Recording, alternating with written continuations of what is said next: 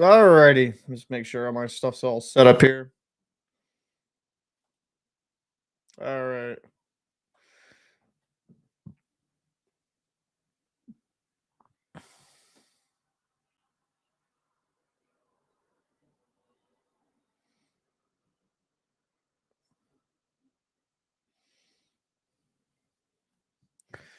All right.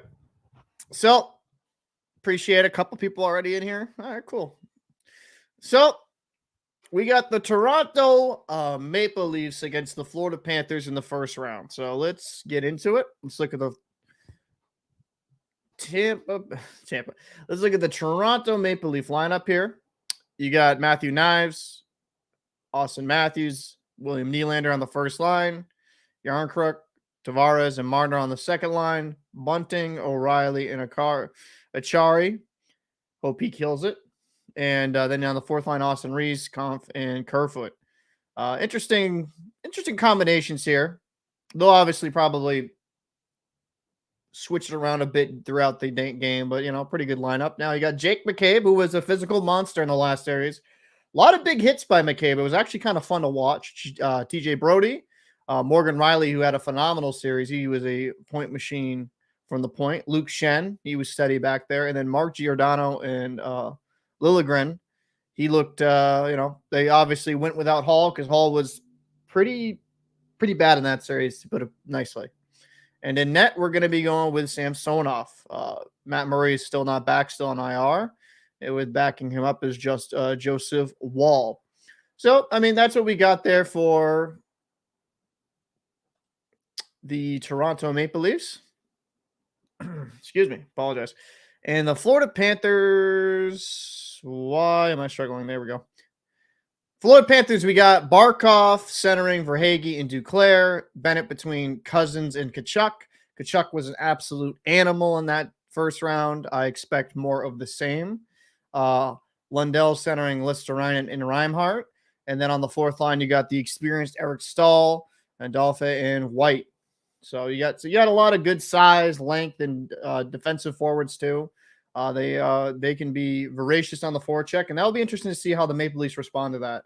On the D pairs, you have Forsling and Ekblad. Ekblad, when healthy, has always been a really good defenseman. Mark Stahl and Brandon Montour. That guy, lights out series. He played absolutely fantastic.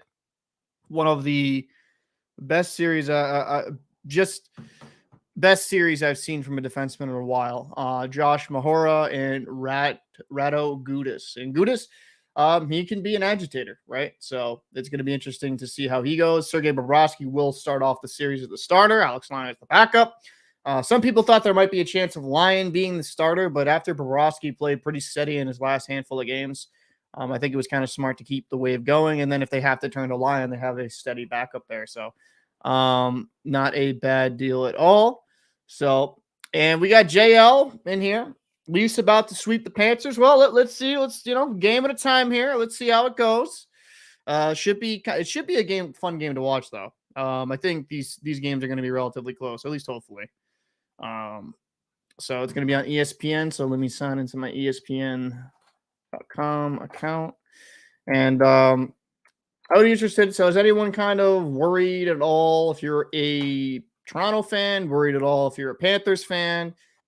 What do you think will be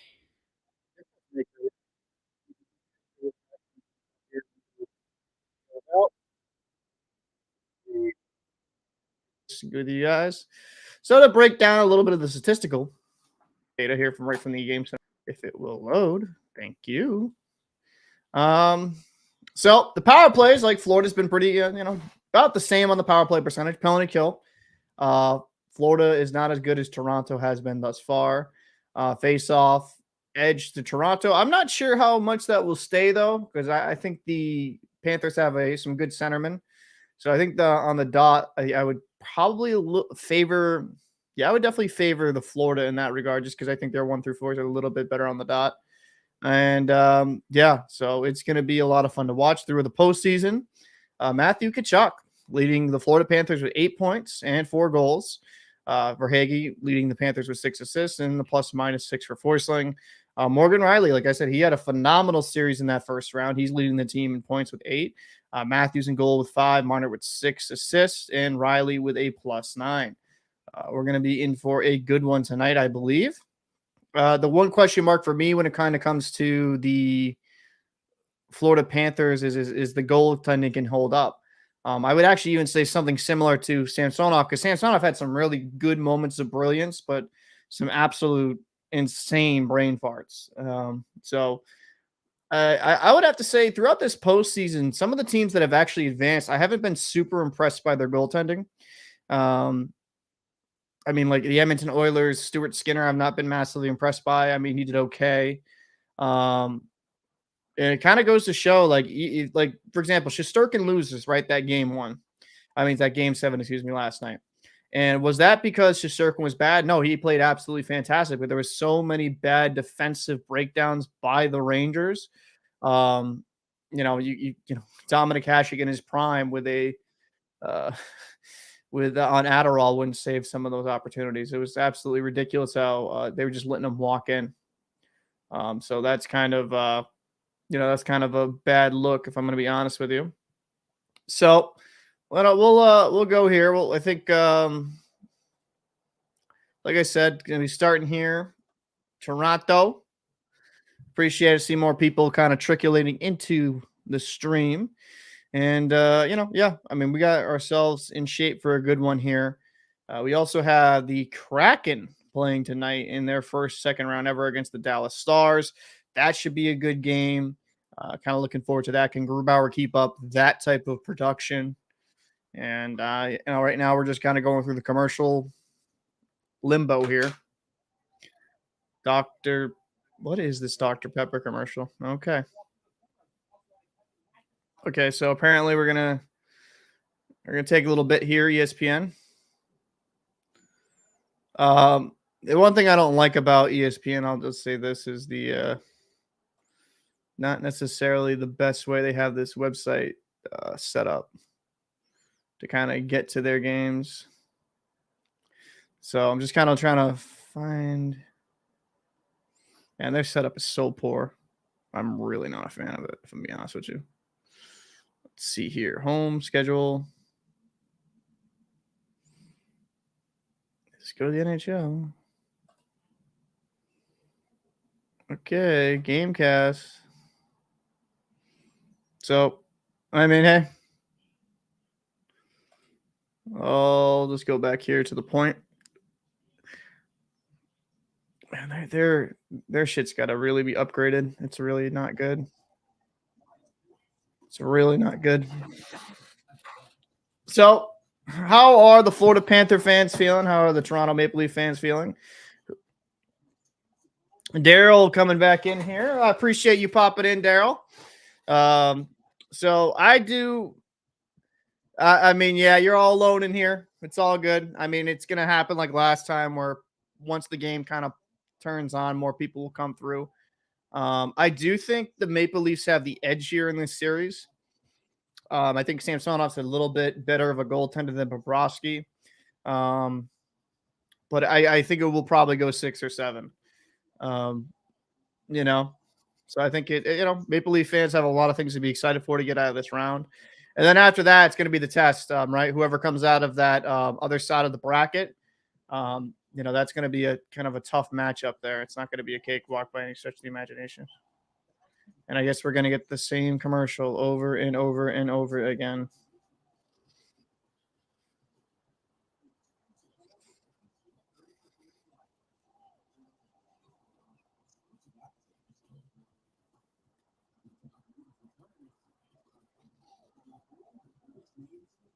All right. So, Daryl, how you feeling? How you feeling? You nervous at all to face the Panthers? What has you most concerned when you're playing the Panthers? Just for me firsthand, I would have to say the length and speed and the defensive prowess, they make their life extremely difficult. Welcomed by my co-host here, fellow first round exit, Fajardo. What's going on, Fajardo? What's going on, brother? Nothing much. Just finished waking up from the long deep cry crying and showering in the cold in the corner and all that stuff. All right. So I'm trying to get this on ESPN, and this is just I hate their website. It's absolute terrible. Um, ESPN. Oh yeah, that is on ESPN. I was just looking at TV. yeah, the way they set up this website is pretty piss poor. Um, Shoot. Let me see. Let me take a look at their app. Their app is a pretty decent. There we go, found it. Oh, you got it. You got it. Okay. So dumb. Like I have to like search for it in a Yeah. offhanded way. Yeah. It's so Even dumb. even their app is a little It's their kind of app like. sucks. Oh. My man. That's just I'm only gonna be able to join you for the first half. After that, I have league games, but hockey that's related. all good, man. I appreciate you popping in for a bit though. Yeah, yeah, yeah. So I mean, we got ourselves a good one here. Yeah, Again, I'm actually excited. We did call out Toronto, so I'm kind of happy that they kept our word and kept it moving. yep. Toronto is definitely. It shows that Toronto finally. Are you playing music? No, that's actually the you know No, enter the call it the national anthem, whatnot. I'm not playing any music at all. I have that nothing was in mind weird. to. Yeah, no, it's like what the hell? It sounded like rock. I was like, what? Wow, imagine a rock national anthem for a That, hockey game. That would actually be pretty fire. I'm that not would be gonna lie. pretty fire. Yeah. So while this is going on, the NFL schedules haven't been made, right? No, they haven't. Right. So there was a very interesting topic that I overheard a show on the radio while I was driving to work. Mm-hmm. Because the Jets and the Giants actually play each other this year. And the first Monday night football game is on 9/11, and they were saying the hosts on that show were saying that they thought it would be appropriate if the Jets and the Giants play each other on 9/11. That would make most sense, actually. Yeah. But I'm in New York. Do you think that will happen though? I don't know. That would be actually a pretty cool moment, I guess, for the city, and then do like one of those things where like they do a big halftime show or something, or you know what I'm saying, like having New York artists and such. That would be kind of cool. You I think know, that would definitely be cool. I think when it kind of comes down to it, that's what most likely will happen, in my opinion. With yeah. these, yeah, those reverse retros Florida Panther jerseys are fire though. I like Mhm. those. The teal with the Mhm. yellow and red. I know random sidebar just they pan to somebody in the crowd. I was like, those I like those jerseys. They're clean. Yeah, Um, I remember those. I remember when they first came out. It was kind of like iffy, but they grew on me, honestly, cuz at first I was just like and then like really sitting down looking at them, and then I was like, okay. And then it kind of it maybe it's because it reminds me of the old school Thrasher jerseys. mm, I mean that does actually make sense. I think those school jerseys were pretty cool too. Yeah, yeah, I like the Dar- Atlanta jerseys. Daryl says, "No, I'm not nervous. I think the Leaves will have this Thursday, but it's going to be. I think probably series. You probably meant to say series, but it's going to be a close series." Mm. Um, and then Jaden, hey, welcome to the stream, Jaden. I think he says I have no goals in the first 10 minutes. Mm. I wouldn't be Oh, surprised with no goals in the first 10 minutes. It's the first game of a series, and they're going to feel each other out. I yeah, think. they got to really feel out what the series might bring. So I wouldn't It's be actually kind of surprised. hard to tell with the Maple Leafs though at times because like they'll like that series versus the Tampa Bay Lightning was insane. Like Yeah. big blowout, then another big blowout the other way.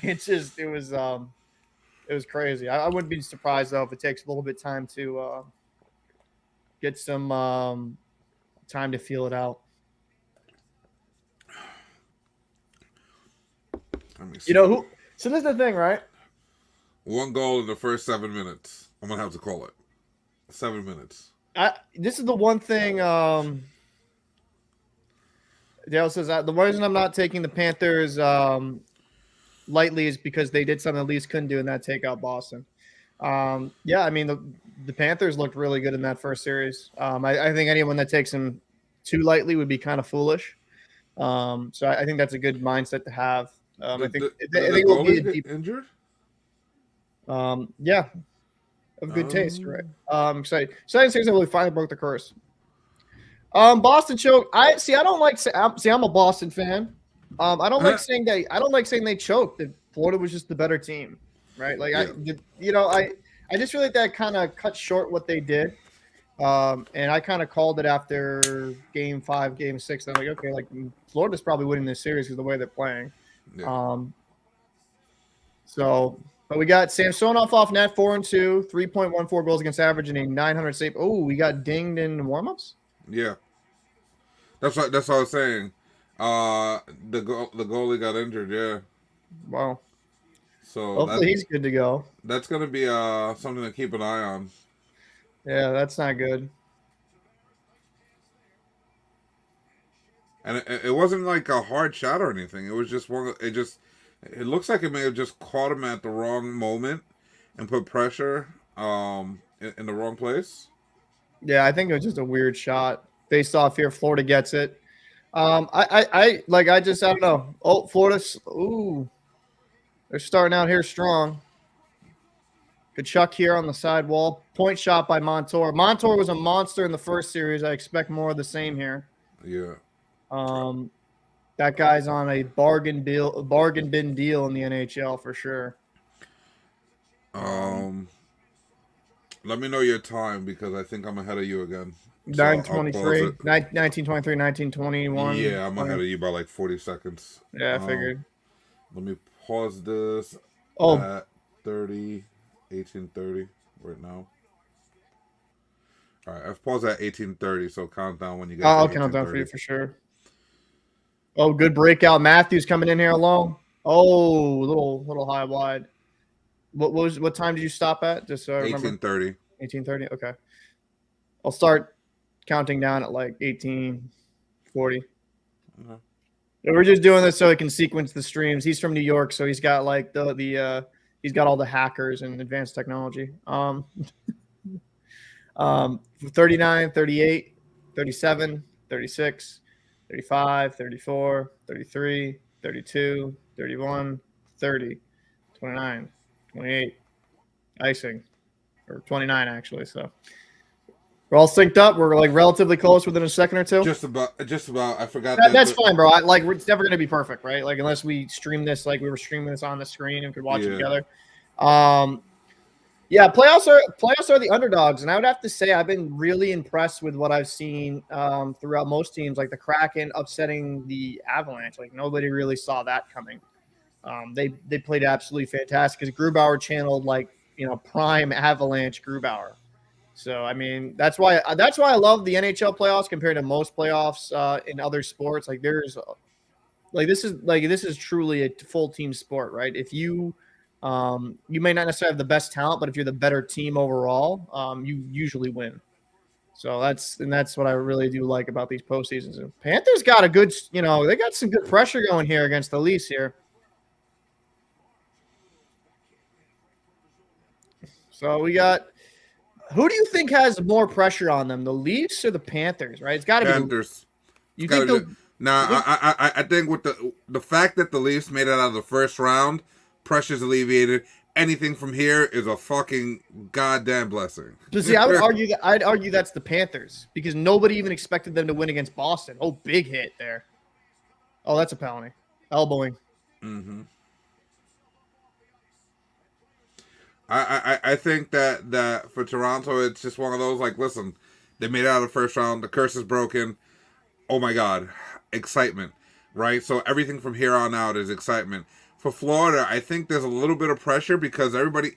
So you knew that they had a good team, right? Last year, right? They won the President's Trophy and all that stuff, mm-hmm. right?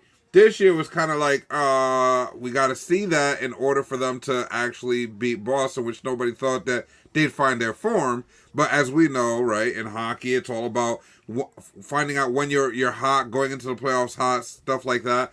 and they found their form. So now they're looking like the team of old, right? With obviously Yeah. a couple of new key players, but it looks like they can like correct the mistakes that happened last year. So I feel like there's a little bit of added pressure on them because it's like, all right, you kind of put it out here, you took out the best team, then that means you should be the best. And now they have that pressure of like, you beat the best, you kind of should be the best. You know what I mean? Whereas, I would slightly disagree because I think when it kind of comes to the Maple Leafs, right? Now they have their fans and everybody expecting them to go to the Stanley Cup final, right? Like because and I think we even talked about like a lot of people are favoring the Leafs in this series. Like yes, they got past that first round, but this team wasn't really built for a first round pass, like a second round entry. It was built to win a cup, right? That's what Leaf fans want, right? mm-hmm. And plus with the Canadian market, I'm just playing into the market aspect of it as well. You know how voracious Toronto fans can be. Oh yeah, Um, no, yeah, but at the same time, I mean, let's be honest. Most of the teams that Toronto's put out there have been made to win cup teams. They wow, just that just went. always, yeah, just crawled by. Yeah. The only problem was that they never made it past the first round. So now you made it past the first round. It's like at least we got that out of the way, right? And now I think it'll be, can we build from here, right? If they don't make it, but I think that the excitement of just continuing in the playoffs is almost a relief cap for the team, the fans, and what they're trying to do. And I don't think there's as much pressure. The only pressure maybe because they had a better record, and supposedly the better talent. Again, Mm. I think that I don't think that would bother them at all because they got the chip off their shoulder kind of thing. Right. Where Big save there by Bobrovsky. Lundell will clear this. Yeah, no, I think I can get what you're saying. I think we'll just I'll just we can agree to disagree. I of just think course. slightly more edge there for Maple Leafs. You think to the Florida, which I mean I get what you're saying. I get your logical breakdown of this. Good kill there by the Leafs. I mean by the Panthers though. They only got 2 shots on, and I think the length and reach of the Florida Panthers. Oh, they're letting Kerfoot come in. Oh, Bobrovsky got put behind the net there. They had an empty net right there for a second. Austin Reeves kind There of goes working another up, one. going back to the power play. Jesus. Bad stick there. Toronto's starting to get some momentum here. 15-14 left in the first period, going on another power play. That was a bad stick.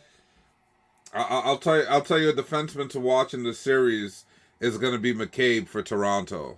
Oh, he's been physical. Oh yeah, He's been exactly. a big guy. I think him against Tkachuk is going to be an awesome like versus right there. Mm.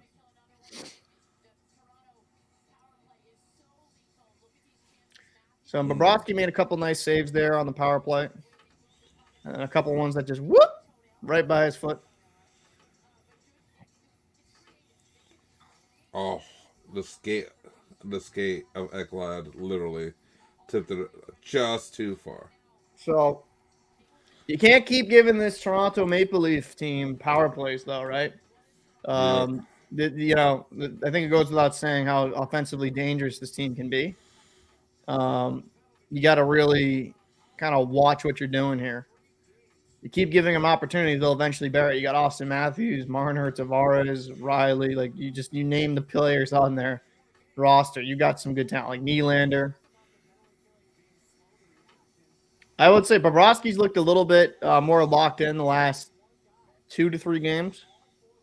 And that's a big thing for Florida is can Bobrovsky maintain this type of performance. Can he live up to his paycheck? Just saying. I'll never live up to that paycheck. I'll never live it up. He's like, if he wins a cup, he's kind of lived up to it, right? So I think that. Yeah. I mean, yeah. That's it. That would be it. That's the only way he would live up to his paycheck is if he, wins a cup. Hey, I appreciate you coming in, Suv. Appreciate it. By the way, Jane, I appreciate you with the continual comments. Yeah, I mean, I haven't seen you on the stream, so it's actually kind of cool seeing new people pop in. I really do appreciate you, watching it with us. Yep. So Tavares down below here at the boards. Matthews back here over to Marner. Riley, can't win that puck race. Oh, here we go. Reinhardt coming down, shooting it on Samsonov. Yeah. Reinhardt just killing some time. Smart play here. Eating time. That's what you got to do. So we got a minute 34 here on the power play for Toronto. Morgan Riley coming up the ice, drops it off here. Who's your player to watch in this series as far as for Toronto? Oh, for Toronto? Yeah. Nola Chari. I'm not biased. No, never. No, so I don't like. I'll admit, on a personal level, I want the Leafs to pass because I know Noel Char. Like I played youth hockey with him. I've kind of known his family. I haven't really stayed in contact with all my health stuff, but we played youth hockey together. So I would love for him to go deep on a personal level. Mm-hmm. But for a guy that I'd actually think might pop off in this series, I'm going to go with. I know you got the big guns: Matthews, Marner, Riley. I think Kerfoot would be a guy to watch with his defensive game, and he can give you a little bit offensively. I'm not saying he's going to lead the series in scoring, but we saw how like good depth players like Eric Halla for the Devils did. Yeah. Like he was fantastic. I think he has it in him. Oh my God, Bobrovsky, dude, do not pull an Olmark. Oh God, bunting. It drives me crazy when goalies play the puck. Like play. Big save by Bobrovsky. Yep. 12 seconds here. They're moving the puck around very well, which is good to see. Like I said, I feel like they have no pressure on them. The biggest pressure was getting out of the first round, and now it's not even that. It's like, okay, we're here. You know, like now they can just play. So, good penalty kill, though, by the Panthers. They can't keep giving this dangerous Maple Leaf team these opportunities because they will eventually score on them. You know what the big question here is? Where's our boy Devin Banner? Where's Banner, bro? Where is he at? He has not come in here. Did he get arrested for streaking? Is that what happened? Streaking after that first one. Smart dump here by Tkachuk. Oh, Verhaeghe over here. Bennett getting a little physical here. Point shot by Montour across the side. Working near the wall. Get a shot on net. That's what I like about this Panthers team, though. They will get pucks on net. And so, like, I know that's kind of funny saying that, but some teams really get too cute. Bennett here. Oh, backdoor to Verhaeghe. Oh, he had him on the back door. If he gets that saucer over, that's a prime scoring chance. Austin Reeves here. Speed. 12-12 here in the first period. It's a good back and forth, man. Good back and forth. You got to like what you're seeing thus far. I mean, if this is an indication of what the series is going to be, this is going to be a lot of fun absolute fun series to watch. Absolutely, man. Absolutely. I definitely agree with that. So I'm going to do myself a favor and move this window over here so I can see the chat and the game at the same time. So Daryl, Jaden, any nerves here with the first period? You like how your Maple Leafs are playing? Are you a little like? I want some fan reaction here in the comments. What are you guys thinking? How do you think it's going? Is this how you kind of visualize it? I know Jaden said there wasn't going to be any goals within the first 10 minutes. He said, so I think it's kind of going how he thought it would. But are you liking what you're seeing from the Maple Leafs? Are you liking the rotation, the passing? I'm gonna head out. But what I do see for the Maple Leafs, they're playing loose. That's a big key to what their game brings is them playing loose, right? As far as Florida, they continue to work hard, which is also very good. Like you said, they're putting a lot of pucks on the net, which is going to be key to any type of success that they may have. So that's going to be a huge thing. But it's going to be very interesting. Obviously, if you're still on after I'm done with my games, I'll hop back in and say what's up. Sure, man. Well, I appreciate you popping in, man. You go do your thing, and I'll catch you later, brother. All right, man. Talk to you later, buddy. So, minute and a half to go. Yeah, Jaden, I think they're kind of feeling each other out right now. For me, it's 12-12 here.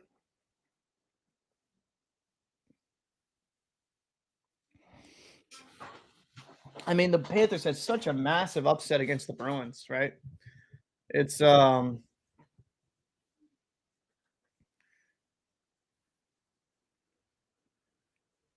This is going to be a heck of a series to see here. If Florida can kind of channel that throughout the rest of the playoffs. We've seen some 8 seeds. We've seen lower seeds in playoff history go on to win cups. I'm not saying Florida's going to win a cup, but they definitely have the talent on this roster here. So Barkov here on the dot against Riley, and Tampa gets possession. Duclair here fighting for it. And we got Barkov coming up the ice, crossing the red line, going the offensive blue line here, using his shooting strength. Oh, big save there by Samsonov. Big save. That was a great feed there by Barkov. Riley here on it first, going out back behind the goal. Barkov on the forecheck.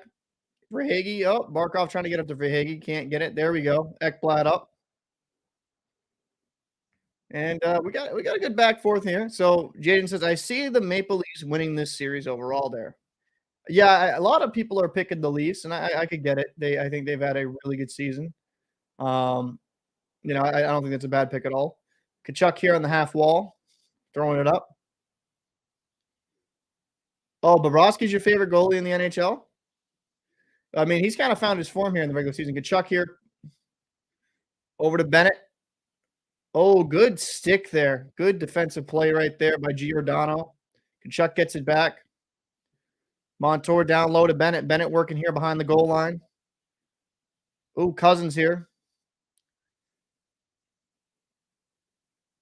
Smart play by Cousins. Get it low. Tkachuk is pretty dangerous down low. He's a big, strong guy. Shot from the point wide. Stahl throws it all the way around. Tkachuk here working the low circle. Good save by, and we got a first goal. Cousins for the Florida Panthers starts it off. Good shot there by Tkachuk on the rebound. Cousins buries his home. 1-0 Florida Panthers. Started out strong, man. Florida's looked good when they've been 5-on-5. They've kind of taken it to a little bit in the Leafs offensive zone. And what I've been saying pregame, Tkachuk down low, working around below the dots is so dangerous. And these shots are so underrated. Take a shot, try to aim for a pad, blocker there, goes right off that to Cousin, and he just backhands this over Samsonov. Florida's going to be leading this game 1-0.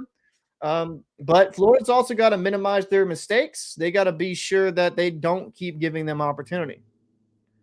He was dominant for the couple years. Columbus had a deeper roster.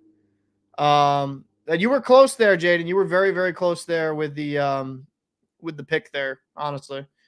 No, Bobrovsky was really good in Columbus. He's been struggling a little bit in Florida. Daryl has to say no reason that rebound should have been out. Yeah, that was kind of a bad rebound. It went off the lower side of his blocker and just popped right out to him. And yeah, Jaden, you just missed it by 30 seconds. But, yeah, that's a bad rebound. But that's why you take those weird angle shots, because sometimes they'll get some nice rebounds in your favor. Madison Roach, I appreciate you popping in. Good to see you here on the stream. Thank you so much. Not much is up. We're just watching the Toronto Maple Leafs versus the Florida Panthers. Florida Panthers are currently leading 1-0. Toronto here. Down low. Nylander here throwing it across the ice, and good defensive play here by Liljegren, throwing it up. And the Leafs just maintaining possession. Nylander curling in here, going into the offensive blue line. Back to Matthews. Matthews across to Knives. That was a good try there by Knives. I actually liked what I saw that. I'm actually a fan of the eliminated Boston Bruins. My channel covers every single team across the NHL. If you haven't, if this is your first time even seeing my channel, make sure to check out the video shorts. I make around 3 to 4 minute videos about every single team, like the kind of the outcomes through the playoffs and just NHL news in general. I kind of enjoy making it, and I include clips and stuff like that because I think it's kind of a fun way to watch the game. But yeah, my Bruins are out, but I'll be covering pretty much everything through the postseason. I won't be doing a live of the Kraken game versus the Dallas Stars, but I'll definitely be doing videos on both of these games tonight. So good forecheck here. Oh, man. We got 3 guys in the same end here. Kerfoot Toronto's going for a line change here. Stall up and bad turnover there. Over to Riley. Big save by Bobrovsky. Oh man, the New Jersey had a hell of a game against the New York Rangers. I'll be honest with you, they spanked them in that game 7. I actually made a video on the channel. If you look at it about the Devils manhandling them last night. And you have to be really happy with what you saw with Akira Schmid, man. A young 22-year-old goaltender being that calm, and especially after the game 6 wasn't all his fault, but after that game 6 performance, right? The guy just played absolutely fantastic. He really did. So I think Akira is going to be a really good goalie for a long time because I liked the composure. Oh, wow. Yarncrook here on the forecheck, but doesn't get it. And it looks like off the linesman there. Luke Shen cross to Riley. Riley up. And gets stepped up by Gudis. Bobrovsky couldn't cover it, and then he finds the puck. Covering here. 7:36 in the first period. But yeah, I really liked what I saw from the Devils. Jack Hughes really impressed me because even though it's the postseason, his ability to use his agility and speed and just kind of go around players was fun to watch. And the Rangers just defensively were not good at all. Yeah, that was a really good game to watch. I'm thinking I'm actually going to be going to a Devils game in the postseason, hopefully this year. If they can go to the second round, and see if I can go get some tickets. But I mean, hopefully it should be interesting because I have a lot of buddies of mine down in that area. But we'll see. Maybe I could maybe I could record something. I don't want to be that person that's in the crowd like, oh my God, look at me, I'm recording. I don't like being that guy in real life. It's like, dude, I like enjoying the moment. But what team would I like to see get Bedard? Probably. Wait, what just happened? I just moved it. Probably a weird pick for me. I would like Columbus to get Bedard because I think I think Columbus hasn't had that guy since Rick Nash. And if Bedard lives up to his potential, he'd be far better than Rick Nash ever was. And I think that would be good for that hockey market personally. I wouldn't mind Columbus getting him. Who do you think will taking it, the Canes or the Devils? I'm going to go with the Devils. I think the Devils just have a little bit more offensive firepower. Their defense is really good. They're like Carolina, just with better offense, in my opinion. But you can't really go against Rod the Bod. So, I mean, I think that'll be a deeper series, probably going round 6. Second round feels good. I mean, yep, Maple Leafs break that, get that monkey off their back. Now they're trailing 1-0 early in the game. So let's hope they can, reward some of these faithful Leaf fans that have been through it. Absolutely crazy. Jaden has Columbus I'd be happy with, but I'd love to see him in the. Yeah, I mean, I wouldn't mind Anaheim either. I think Anaheim would be good. I wish they went back with their older jerseys. I don't know if that's that copyright's owned by Disney, but yeah, I liked. I mean, that wouldn't be a bad pick either. Connor Bedard. But Anaheim's got so far away. So was Columbus, but I just look at it from like a franchise player. They really don't have. I mean, they have Goudreau, I guess. Paul, who do you see as the next captain of the Bruins? I'm not sure if Bergeron retires, which I kind of hope he does. Probably Brad Marchand for a season or two until the end of his contract. Florida has where did the puck go? Oh, ooh, Lundell down low, but I mean I wouldn't want McAvoy. If Marchand's there, I can understand, but Lundell behind the net. Throwing it around. Back to the point. Well, we got some good possession here for the Panthers. Good is here at the point. Throws it back down low. This is what the Florida was really good against the Bruins, was maintaining offensive zone control. They used their big size and frames to make it an issue. And Gudis with a hit there, that like a delayed reaction there by Knives. Good forecheck here. Panthers will not give you time and space. They are really good taking that away. Drop pass here, shoots it wide. Ekblad keeps it in. Down here, below the goal line. No, and the Bruins will not be that dominant next season. I'm actually going to be making a video. It's actually my prediction. I think they'll just miss the playoffs altogether next season. If Krejci and Bergeron are away, I think it's going to be a wild card at best. I don't think the Bruins are going to be able to maintain that. And I also think Olmark's year was a anomaly. Good save there by Samsonov. Good pass over from Tkachuk over to Montour. I don't see the Bruins being that good next season. I think this was a 1 year, like a last dance type thing that they didn't pull off. And I'm not really hopeful for them next year. I think Olmark will come back down to earth because there's no way a guy like that is going to be able to continue a .938 save percentage next season. I mean, you even saw that with Shesterkin. And, I mean, you're going to be losing a lot of key players through free agency. Now, in my personal opinion, and this is probably not an opinion a lot of Bruins fans have, I just would like them to go scorched earth.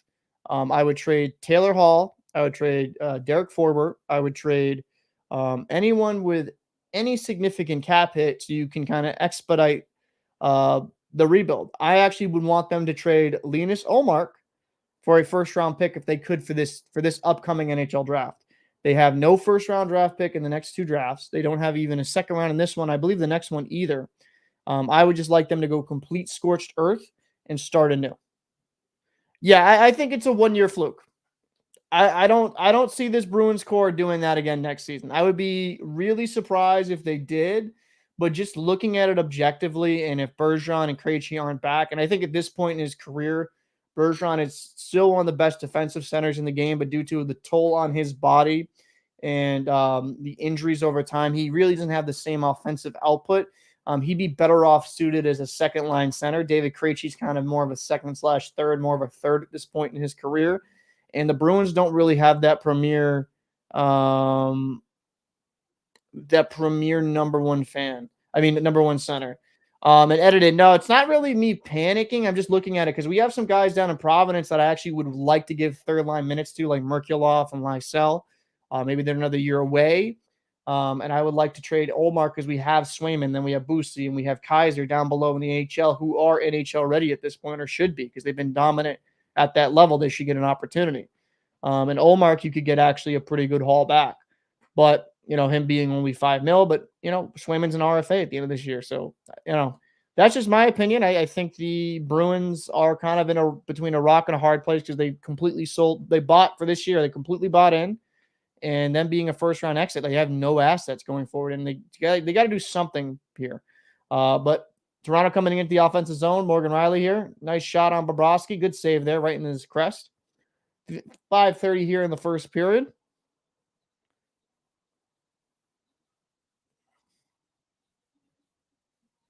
Yeah, Mike Riley, he's down in Providence. They need to get rid of him. Forbort. I say get rid of Taylor Hall because he's making $6 million. Get rid of Linus Olmark. He's making $5 million. You need to sign Swayman because I think Swayman's going to keep improving, and I think he's still one of the better goalies in the NHL. And we put him in a hard spot in Game 7. He should have been playing, Game 5 and 6, if I'm being honest with you, if Olmark was hurt. But yeah, I just we don't have any draft, and this upcoming draft is actually pretty deep. Like, you're going to find some good quality NHL players throughout this draft, and it's a shame that we don't have any picks. Riley skating in here. Oh, good hit by the linesman. What a beast. What was that? I have never seen that happen. The lineman, dude. Yo, so, okay. I was saying, we're going to see, and we're going to see the NHL's rigged after that hit. What a beast of a hit. Edited said, it's my opinion, it's a bad deal trade. Malmark is still at $5 million. I don't think he's going to be that guy next year at all. And I think we got to pay Swayman, right? Unless we pay him a bridge. And I appreciate you coming in, Blind Bat. Appreciate the support as always. So Barkov across here. And a soft dump here. No icing. Barkov here on the forecheck. Ooh, Barkov's got to be careful there. He saw his numbers there. That could have been a bad one. Duclair. Oh, Tavares coming in. Tavares had the game winner in last series. For Hagee, good drop pass. Barkov drops it to Duclair. Duclair gets the puck back. For Hagee, back to the point. Montour with a whiffle shot. David Banner says Bedard needs to go to Montreal. That would be okay. That'd be okay. I mean, Montreal would definitely support him. Do they really need him? No, they got some decent quality prospects, actually. I did a video on that. And Madison Roach. I think New Jersey Devils are no, I don't think they're a one-year team. A lot of their guys are pretty young. Akira's 22. Hughes, like their core is young. And I would say I would see your concern if Timo Meier was lighting it up and you guys were like that was like, maybe a concern that, it's Timo Meyer's just really the main reason. But I mean, you guys are getting a lot of good scoring from elsewhere. And I think you'll be able to sign some, quality third liners, second liners on a relatively cheap deal. I like a lot what I see from the Devils. I think they got a very bright future. I think the Devils and Buffalo are going to be some of the best teams in the Eastern Conference. And Tkachuk just kind of stopped the play. I think the Devils will be one of the best teams in the Eastern Conference. Blind Bat, you should be a narrator. Well, I appreciate that. Yeah, some people say I have a radio voice. I absolutely hate my voice, so funny enough. Sam Bennett, back point. Ekblad, good stop. Oh, fantastic. Did he get a piece of that Samsonov? Tkachuk here in the corner. Tkachuk back here. Ekblad not able to keep it. And man, Florida's getting some good possession here. Ekblad at the point. Back to Tkachuk. Tkachuk just throws it towards the net. Morgan Riley gets it, gloves it down. Tkachuk will keep it at the blue line. And that is what Tkachuk's really, really good at. Really good at it. He's such a physical presence on 5-on-5. And fuck you, David Manor. So here we go. Mark Stahl. Bobrovsky will come in. Riley on him. And we got some. It's interesting to see. I feel like Toronto's a little like I feel like they're just trying to figure out the Panthers here. Oh, good keep in there by Bennett. Bennett dancing around, trying to find the back door. Oh, what a fantastic save by Samsonov. What a great save. One-timer stop, and my speakers just turned off for whatever reason. That was a great save. Samsonov's made some big ones here. Maple Leafs are having some, defensive breakdowns. Good pass over. Another big save by Samsonov. Great play there defensively by Gudas. Gets on one knee and blocks that pass through. The Leafs are not going to get a clear entry there. Trying to. There we go. Went super quiet for whatever reason. Yarncrook all the way down. Montour here. No icing. For Hagee here on the forecheck. Giordano up.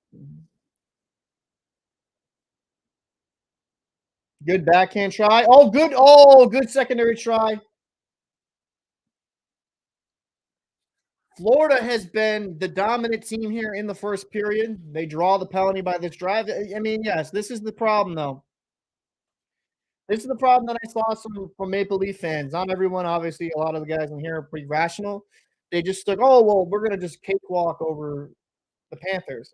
No, they have good, talented players on this roster. Remember, these guys won the President's Trophy last season. They made some trades, and they really kind of played up and down throughout the season. A lot of it was due to instability in net.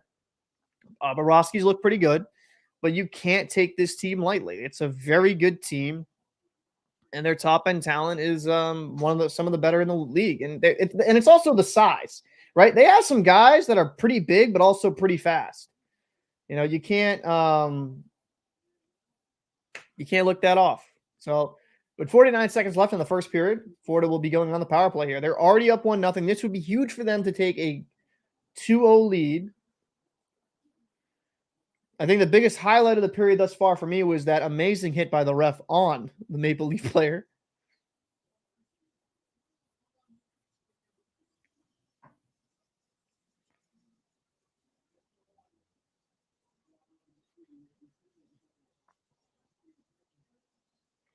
So we got some stoppage here. What's going on here?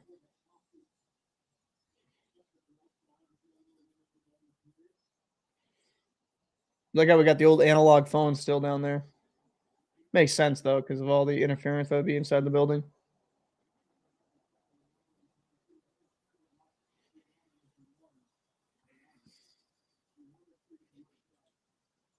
Florida's very greedy. Paul Maurice has totally changed my opinion of him this year. And honestly, people can dislike it with a heart. Yeah, I mean, I'd agree. I think Paul Maurice has done a really good job.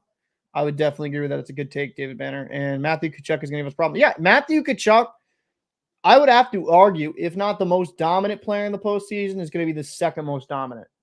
The guy's just the way he plays. Point shot there, good save. People got to realize, like, he's a big boy, big and strong. Montour here, walking it at the point. Ooh, bad play there by Montour. Good play by Barkov. Too far ahead. Couldn't get that clean pass. Good hit there by Reinhart. So Montour coming up. They got to be careful here on the power play. Like, you know, Maple Leafs got some talent here. Bennett back to Barkov. Barkov all the way around. You got 9 seconds left here. Over here to Barkov. 4 seconds. Guys got to get shot on that. Oh. So they kind of wasted that little bit. Like, they should have got a shot on net with a few more seconds left on the clock because they actually had a good opportunity there.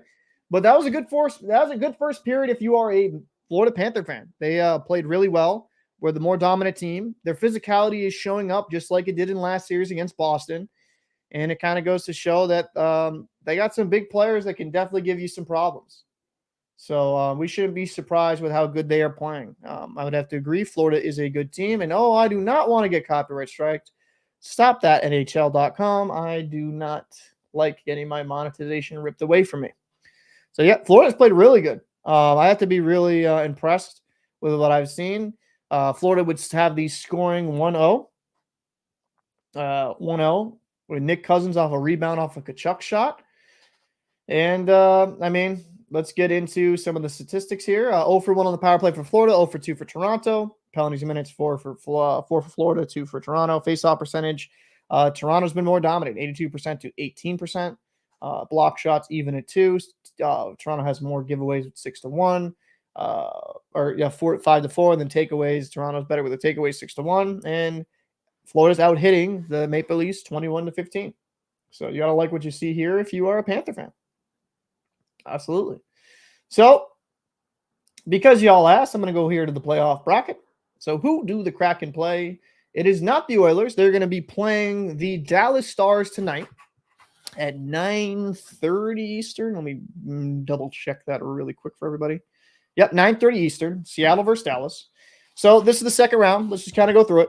The Seattle Kraken will be playing the Dallas Stars, and the Vegas Golden Knights will be playing the Edmonton Oilers, the New Jersey Devils against the Canes, and then the Toronto Maple Leafs against the Florida Panthers. Okay. So, I'll go into predictions real quick. I'm actually going to be making a video on the channel, but right here for you guys that are here in live, might as well, treat you guys well. So, I think the Dallas Stars versus Seattle Kraken will be an entertaining series if Grubauer can keep up this amazing performance. I mean, the sky is the limit. I like the goaltending, though, for Dallas as well as the Ottinger. So when Ottinger gets locked in, he's an extremely difficult goalie to beat. I think the Dallas Stars will win that series in 7.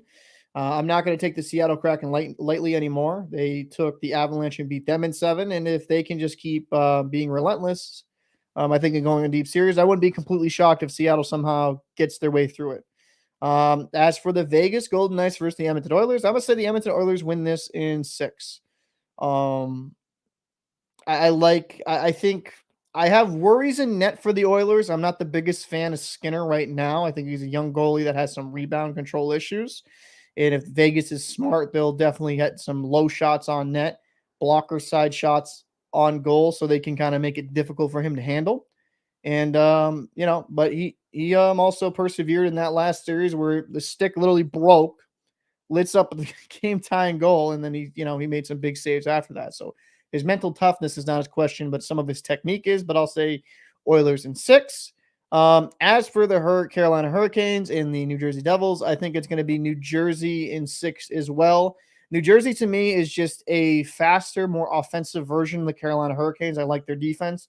When the Devils buy in and play the style of play they should be playing, they are hard to score against. Carolina, I'm not sure if they have enough offense for me. I don't know if they have enough of an offensive punch to beat the Devils, because the Devils played the Rangers, and they really neutralized them. So I'll say Devils in 6. And for this series, the Florida Panthers versus the Toronto Maple Leafs. Now, I'm going to say it's going to be Florida in 7. I like a lot what I see from Florida. Their length, size, and speed is a little bit underrated. Toronto has the upside, but they can be a little bit lackadaisical in their own end, where Florida can suffer from some of the same issues. I don't know. I just think Florida in this series is going to be probably a little bit too much to handle for the Maple Leafs. But I wouldn't be surprised if the Leafs did win in like 7 either. Samsonov, I think they have a slight edge in goaltending. Samsonov recently has proven to me that he can be, for a longer stretch of time, be a more steady goaltender. He's made some big saves in this game 1. But I don't know. Bobrovsky can keep making the saves that he needs to make. Florida's going to be a tough out. So that's kind of be my predictions for this round. So let's go through the comments here. Miami Heat winning 2. Miami Heat, Jimmy Butler. Playoff Butler is a monster. Playoff Butler is a monster. Knives and McCabe put Toronto over the edge, in my opinion. Out then last series looks a lot different. Tavares actually playing like a captain too. I think Tavares is too much maligned within your fan base. I think Tavares has been a very good player for a very long time. I think they're kind of absolutely insane to blame him for everything. I think he's a really good player. Maybe not that contract worth, but that's the management's fault. Kraken moving on for the league would be good. I think for an expansion team to go on, it would actually be kind of interesting if it was like, let's say Vegas wins that series, Vegas for Seattle, like the recent expansion teams facing each other. That'd be good. Devils winning that series in 6. I take that any day of the week. Yeah, I think the Devils have the edge in that series just because I think they have just a little bit more offensive output, and if Akira can keep replicating that performances, I mean, in net, I think it's pretty similar as well. Y'all see that BS about Maple Leaf fans being banned? Yes, I did. I did see that story. I mean,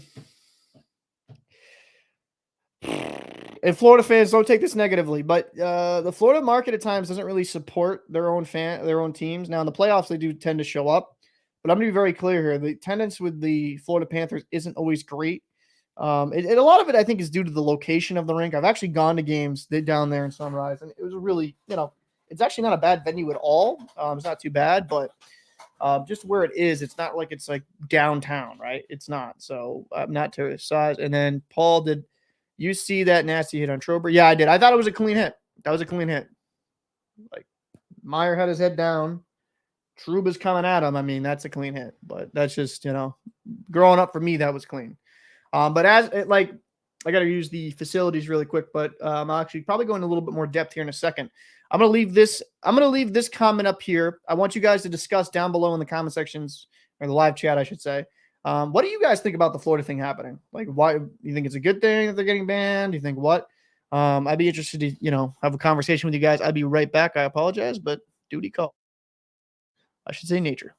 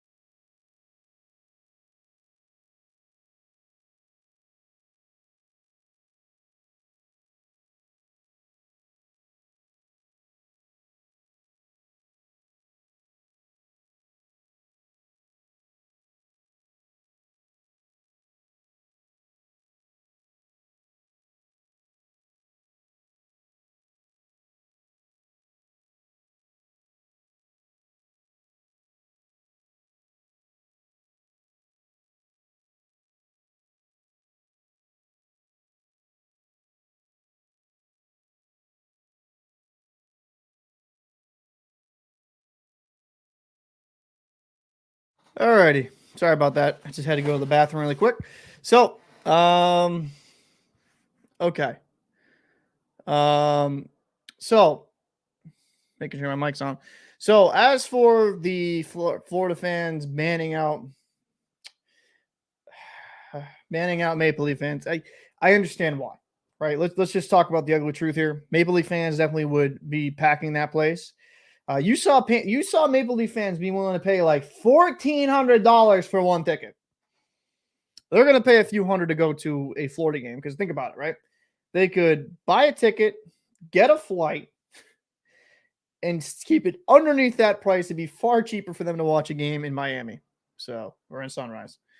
But yeah, so I mean, I get it. It's their own rules; they can do that. I think did Tampa do that a season or two ago? I'm trying to remember. I thought one other team did do this in the past. So I apologize. Maybe I'm not correct on that, but I do remember a team doing this before, so I'm not completely shocked. And as for the hit, Trubon Meyer, yeah, I mean, I agree. You got to keep your head up. You can't go into the neutral zone. I mean, as a coach, I've said like I've had to correct players because the problem now is, and this is actually what I've noticed, right? And a lot of them try to emulate what they see in the NHL. You'll have players like because they're not that certain level. They'll be stick handling and all this while they have their head down, and then when they get hit, like they can get it clean clocked across the center ice. That Trouba hit would have started a line brawl. Yeah, absolutely, but it's not that NHL anymore. But still, it's still a physical game, though. You can't keep your head down, especially in the neutral zone. That's something you've learned very, very early on. Yeah, no, they're like right outside of. Actually, I'll actually even pop it up for a second. Sunrise. Show geographically where it is. Because when I was down, I was working on a ship in Sunrise. Let me come on. Okay, I'm on Google Maps. It won't let me scroll out. Okay. Oh, there we go. Okay, so we kind of because I was down in Fort Lauderdale from training. So just so you guys get an idea here, let me show here and I'll switch it back over, but I'll show you exactly what I'm talking about. Sunrise is. It's just north of Miami. So right here, oh no, a little too zoned out here, Paul. Well, actually, that might work, but let me. So right here, Sunrise, right? Miami's down here. And Sunrise is nice, don't get me wrong. It's not bad at all. But it's like you're not in downtown Florida, you're not even Fort Lauderdale. Like you're not right there in downtown. But actually I've done funny enough, I've done training on the tugboats and stuff like down here in Fort Lauderdale. So when I was doing training, one winter I actually went to a couple Florida Panther games over the weekend, or I was there for a week, so it might have been throughout the week, and it was good. Tickets were cheap. It was like I want to say like $40-$50, and like you got like some food with it too. It was a pretty good deal. But yeah, like it's right, just right north of Miami. So it's not too bad of a It's not a bad little area. Total population of 97,000 in that area. So that's why people have said it's kind of struggled at times in the market because of it's not necessarily downtown.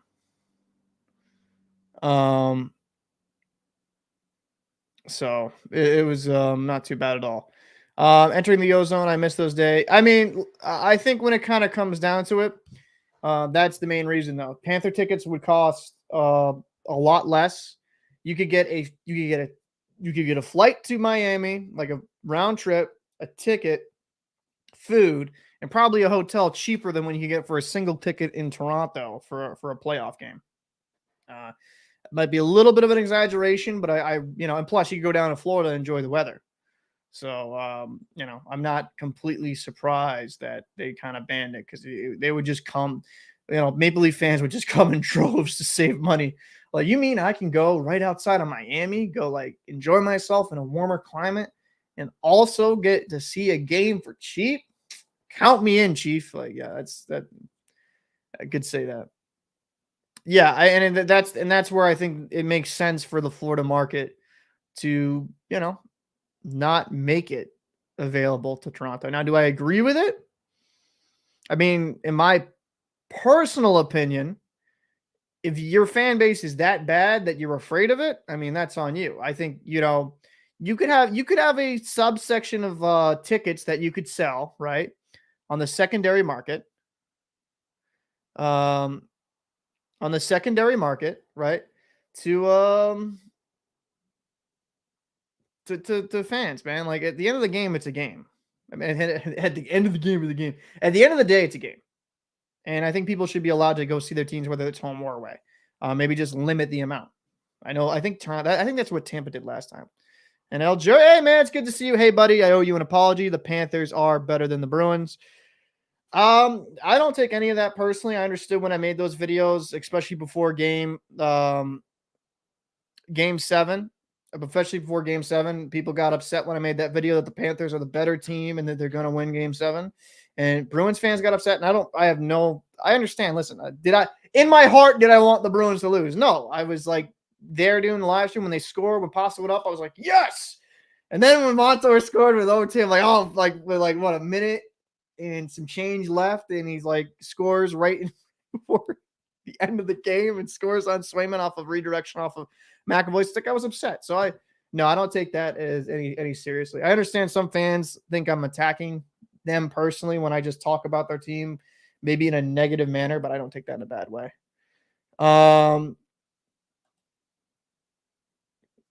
Real talk, Paul. I haven't gone to a Leafs game since 2008 against Thrashers. Whoa. Yeah, I mean, I don't think it's out of kind of the realm of possibility for that to happen.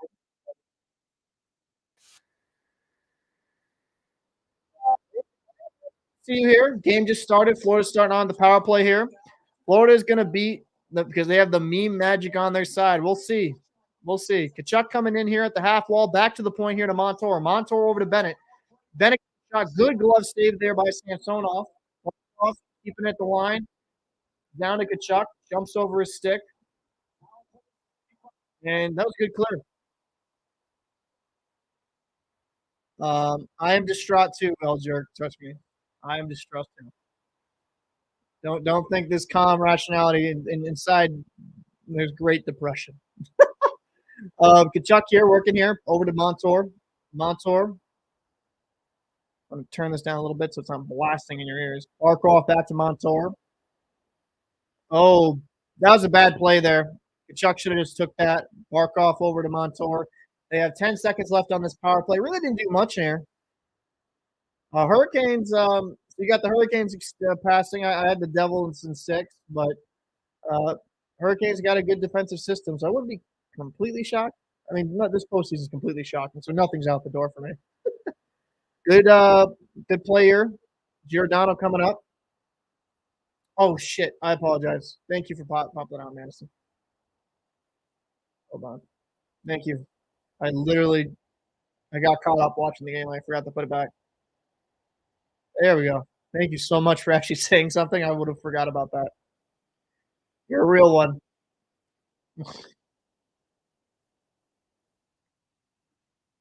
There we go.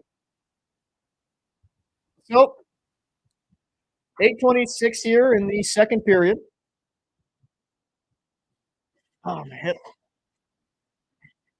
So, Lundell here on the draw against Matthews. Let's see how this goes. Toronto's been really good on the dot. That's 10-3 now.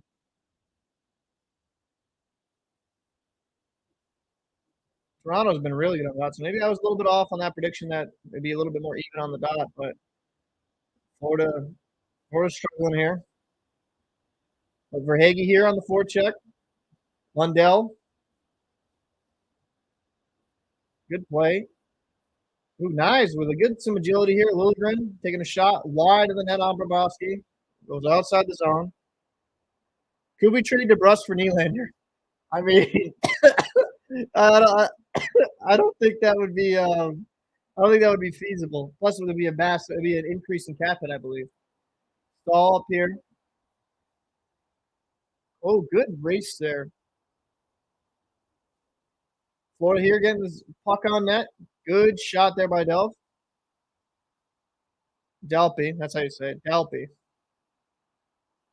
You know what? I think New Jersey fans were trolling. One was trolling me because he's like, when I said McLeod before on a video, he's like, no, it's a McLeod. I'm like, really? Oh, Tavares just misses that. So when I did McLeod in the video, people were like, dude, it's actually like you say McLeod. I'm like, God, you guys trolled the shit out of me. Pronunciations are not my forte.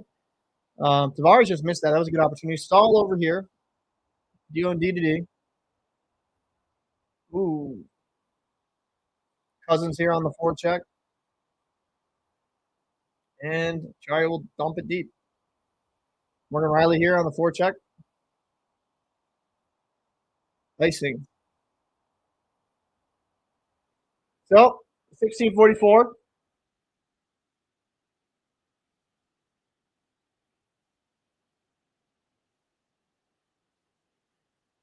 You know what I'm interested to see? This is just from a Bruins fan. I wonder if Jack Edwards will be next year. You seemed like he was dealing with some health issues. I'm not sure if he'll be back. Random note, the random side note. I just wonder if he'll be back. So, Toronto has an offensive zone draw here. Bennett versus Matthews.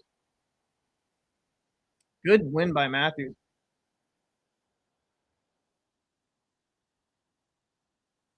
And takes that shot. That was an easy can of corn there for Bobrovsky.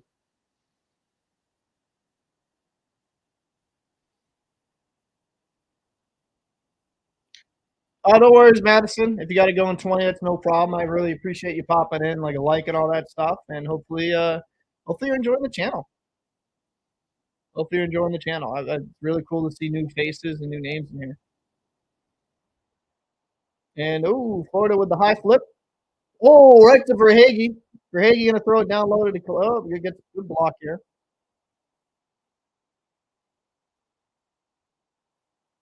Actually, I agree with that, El Jerk. I agree with that. I agree with that. I think somebody new would be really good for the Bruins. I like Edwards though. I just be a little much. Be a little rambly this season. I know he's dealing with some health issues. So Forsling here. Up. Barkov around.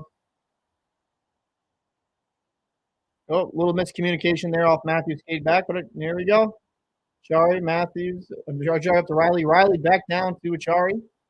Gudis using his physicality. Riley worked back up to the point. Lilligren over across. Brody. Oh, Giordano. If I have to see him the word oxygen one more time, I might break one to you.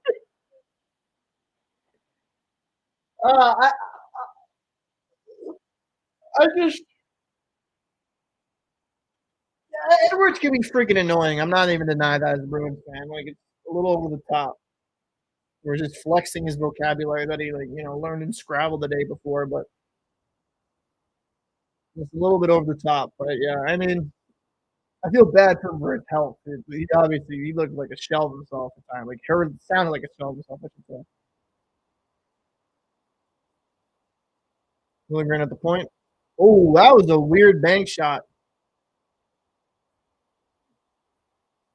Gudis here.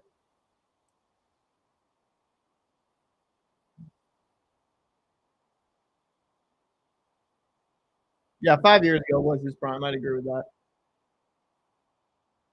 So Lundell here on the forecheck.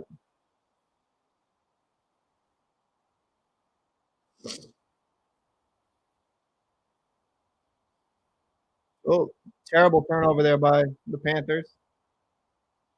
Good play. Let's line it up.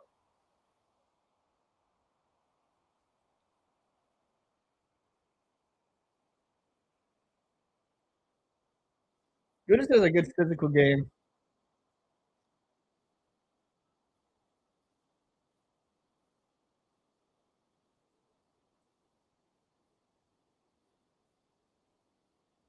Yeah, Gudis and Lundell definitely impressed me. Gudis plays a physical brand of hockey for a bottom pairing guy. Like, really good.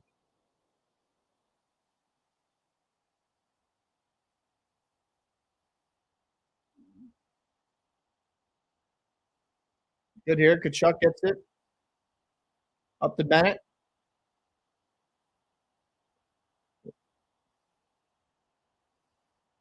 Oh, trying to go for a home run there. Tavares coming up. I mean, sorry, Kachuk coming up. Throws it over there. Verhaeghe. Bennett. Tavares coming in with a little bit of speed. Big save by Bobrovsky. They're keeping a lot of these Toronto Maple Leaf shots to the outside. They're doing a really good job at making it difficult for the Leafs to get easy, I should say, hard scoring opportunities, difficult, high chance areas.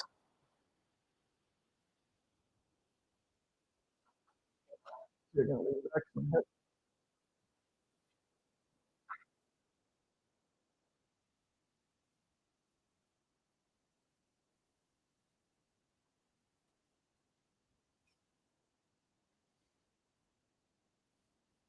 So 14:32 in the second period.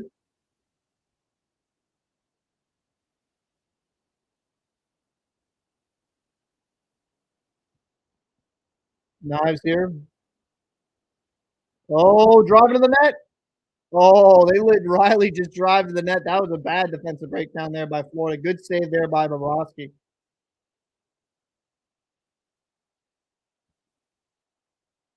And also stall chin stick. Offensive zone draw here for Florida.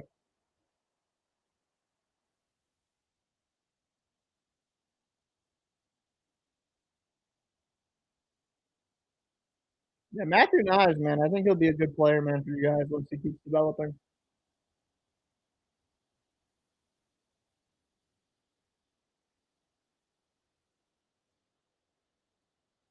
Thanks, Jerk. I appreciate the comment, El Jerk.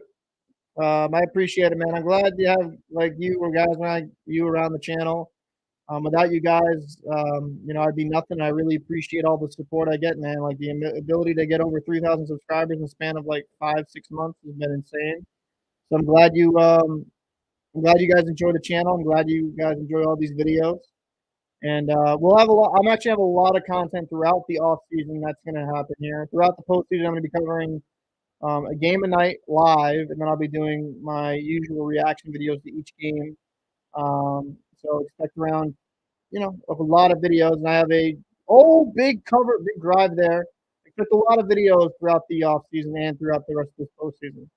I got some videos already kind of in the works on the channel, so make sure to stay tuned for that. But I appreciate you. Oh, good cut, big save there by Samsonov.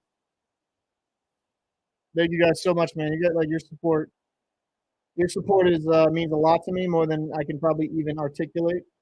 Because I went from literally having 30 subscribers to over 3,200 in such a short span. It still blows my mind.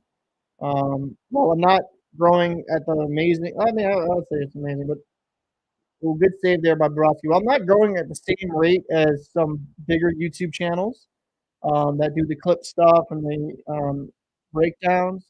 I'm so thankful because you guys make this a lot of fun. The views and the talk and just the conversation like you guys in this live back and forth. It's just fun. That's why I made this channel. I wanted to talk hockey and have fun while doing it. So thank you again. Sorry if I got a little rambly there. So we're going into commercial break. I don't. I feel like sometimes maybe I don't acknowledge how lucky I am for you guys to follow this channel. How lucky I feel. So I like to articulate that and kind of convey that message when I can.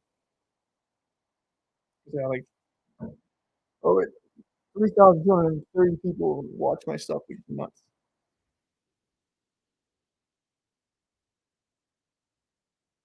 So what do we got here for Guardians of the Galaxy? Is another movie?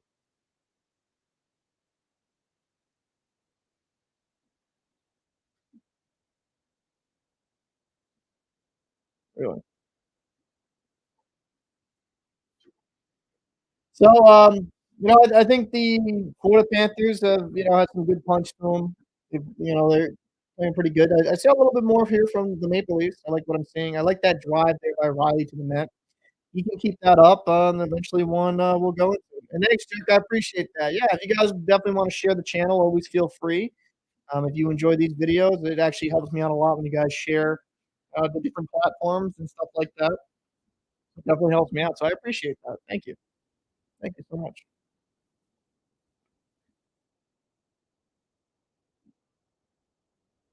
Appreciate that so much.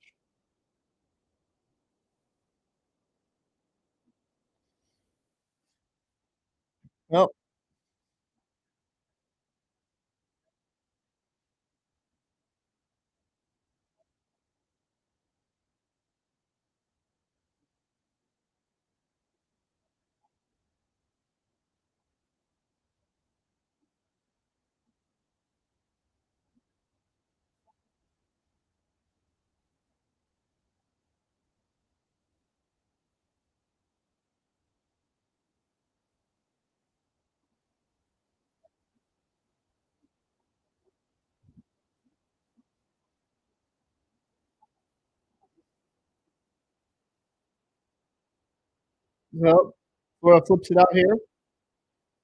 12:45 here in the second period. Oh, good stick there. Well, Toronto regains. Barkov had a good little play there to get the puck back.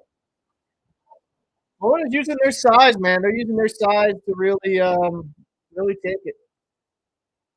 Oh, I apologize.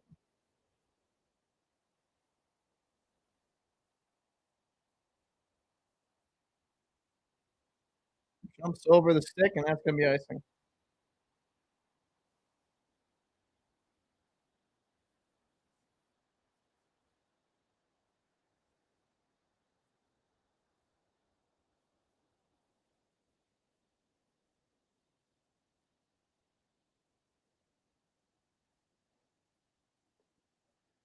So Florida here on the draw.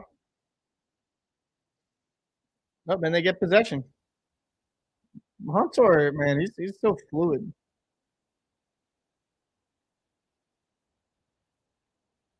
Bennett back here to Tkachuk. Chuck back to the defense.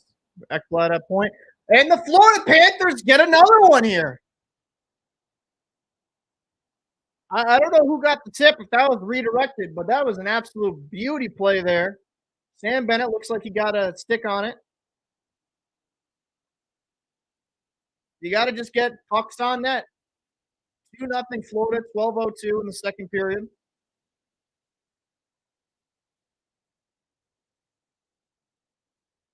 Good Chuck, and look at Sam Bennett. Ekblad from the point.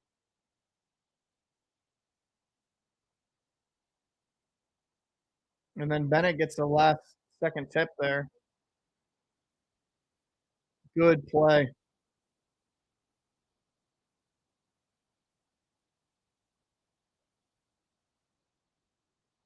So up nice stick and then off of Bennett's. Bennett gets tossed. Cousins here taking the draw. This is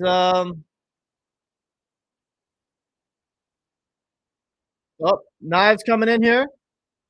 Knives with a great play. That was a fantastic effort by Knives there. Toronto with the quick answer. They needed that. That was a beauty of a play there. Wow. What a play. That's what you needed in Toronto. You need a little bit more of a burst there. Knives, the rookie coming in there. Just so strong.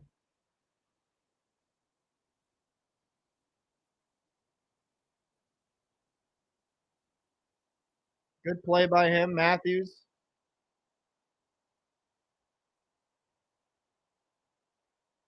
That was a good play by Knives. Little spin move there. 2-1 there. 2-1 Florida. Toronto got one, his first career goal in the playoffs.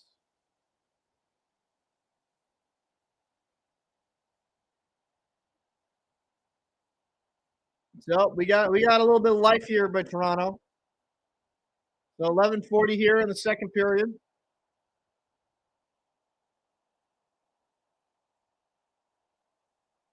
And Bobrovsky will cover that. That was a great effort there by Knives.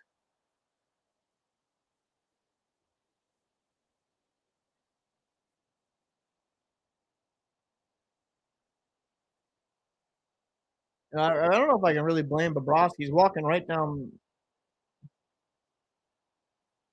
He's walking right down the damn slot.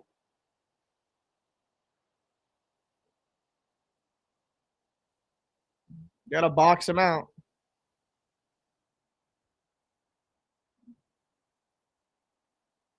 So Toronto got some life now. With Sarai in here in the corner. Giordano gets it all the way around. Toronto's getting some offensive zone pressure here. O'Reilly down. Liljegren to the other side here. Giordano back to Liljegren. Liljegren throws it on net. Bobrovsky's Florida committed a penalty there. Toronto going back on the power play.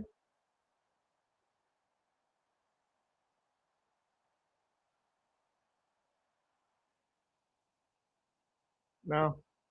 Mahara took one there.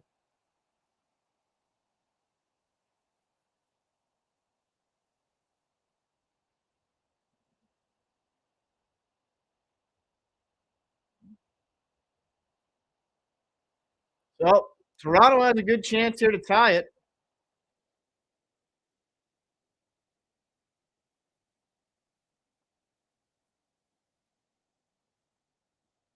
But be careful where you put your stick, man. It can't be the bad one.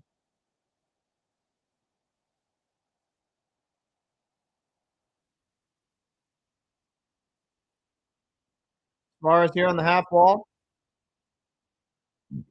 And Panthers will get it out to neutral zone.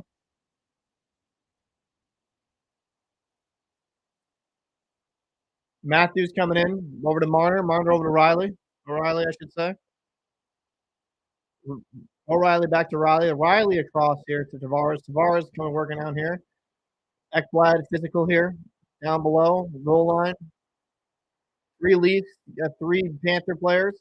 Marner here at the back to Riley here. Top of the point. Over to Matthews. Matthews over to Riley. Oh, big save there on O'Reilly by Bobrovsky.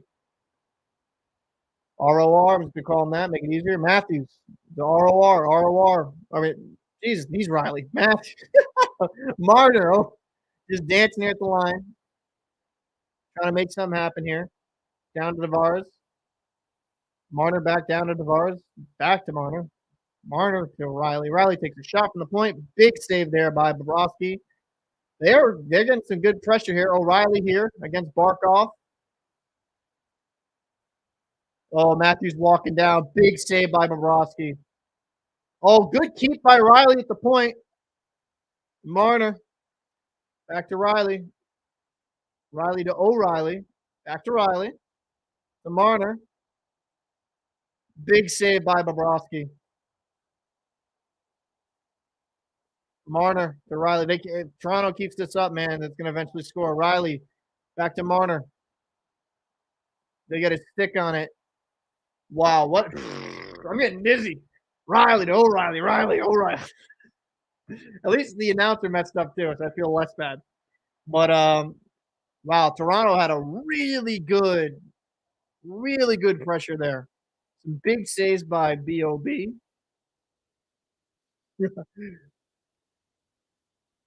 This is why you can't keep giving them power plays, man. They start cooking like this, it's going to be really hard to play against them. They have too much talent. You have too much talent there in Toronto. Auston was actually pretty good on the power play against them. Toronto has just as much talent. So you gotta be careful what you ask for here. Go just try to wrap it around and didn't get it out. Stall here on Yarncrook. So even. And we're even here. They had 4 shots, man. Oh, Lilligren blue tire. Oh, you can't take my saying there. Can't take my saying there, bud. Stall, good patience there by Stall. Duclair here. So Duclair coming in here across the zone. I'm gonna have to refresh the stream. We're getting a little bit choppy. If that's, I mean, camp across. Yep. Montour. So for me with Florida, if I'm a Florida Panther fan, I want to see them kind of respond and get some sustained offensive pressure. Montour over to Bennett. Bennett shoots it. Blocked here. Tkachuk down low. Back up to the point. Back to Montour. Montour wraps it around. Bennett just out of his reach. Forsling coming down. Lets that go. Tkachuk over to Montour. Montour back to Tkachuk. Tkachuk looking to take a slap shot, and he takes one. Good save there by Samsonov. That's kind of what you want to see if you're a Panthers fan. You want to see a little bit more offensive zone possession. The Leafs had an amazing power play, man. Like, Bobrovsky came up so huge in that power play, man. Can't look down on that. That's crazy. Man, this is a good game thus far. Good back and forth hockey.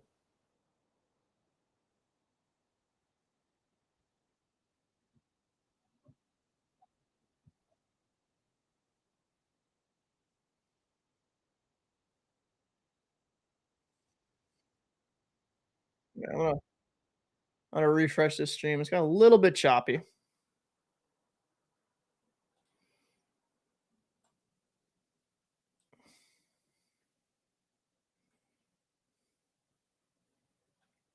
There we go. A little bit better.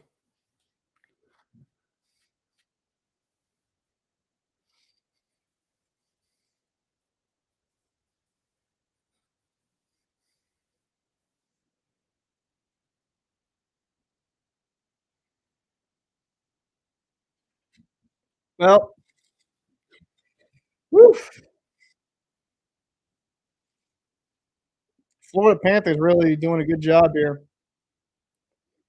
Leafs, I like the response I'm seeing. Bobrovsky came up with some big saves. Some tough goals on Samsonov. Can't really blame him.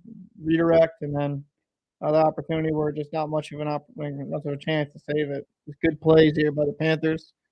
And then that one goal on Bobrovsky, can't blame him. I mean, Knives just walks down Main Street. It's just bad. So both teams had some defensive lapses here. Tkachuk gains possession here. Oh, slap pass to Bennett. A little old school there. I don't mind seeing that. A little slap pass. Shen here has it for the Leafs. Crossover to Riley. Riley throws it up.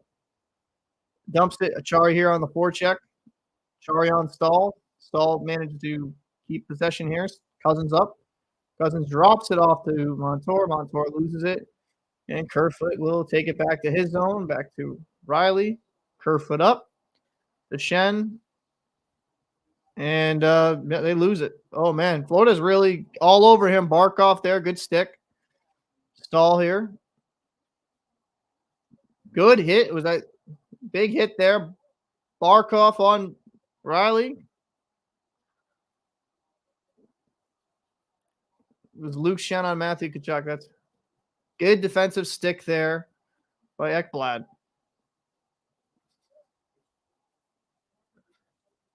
Forsling up to Tkachuk.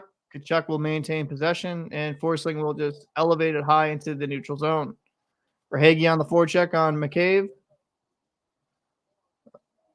And we're getting a little bit of looser of a game here. A little bit just opened up a bit, it seems like. Knives, curls. Down low to Matthews. Matthews all the way around. Brody back to Knives. Knives over. McCabe. Good shot. Good redirect. Just a little bit wide.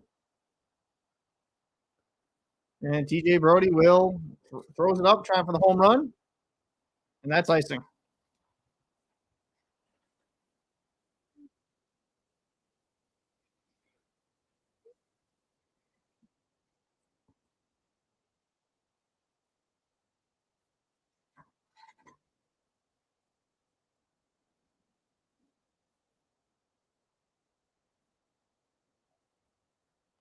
That was a big hit there by Shen on Tkachuk.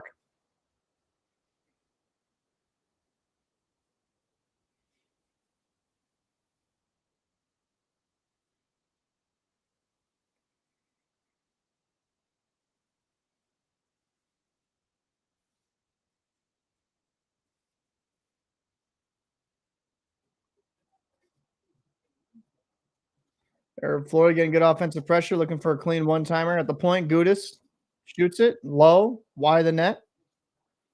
Reinhardt back, throws it all the way low. Lundell. They got some good pressure here. Oh, throws it to some speed with streaking. Oh, Nylander just with an absolute beauty angle, beauty spin move. Oh, too wide there by Matthews. A little too high. Nylander's got some really good agility and speed, man. You can't give him too much time to operate. Giordano over to Liljegren. Liljegren up. O'Reilly. O'Reilly over to Yarncrook. Oh, what a play by Yarncrook. That was a great pass there. That was a phenomenal pass. Maple Leafs tie this up. He hit him streaking across. What a goal. Bunting with that big one there, man.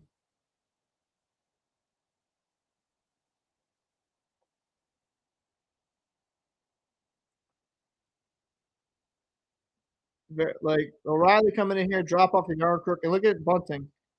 Good patience too. When you get a goalie moving left or right and then go across the screen when you're getting up, that's really hard. Great play there by Bunting. That was a fantastic goal, David. That was a fantastic goal, Banner. Really good goal. That's why Bunting, yeah, I mean, I'd have to agree. That is the good Michael Bunting. When he's on his game, and isn't doing dumb stuff, he's an effective player. Marner. Now the Maple Leafs are starting to feel themselves here. Bobrovsky makes a good save there. Oh, big hit by Riley.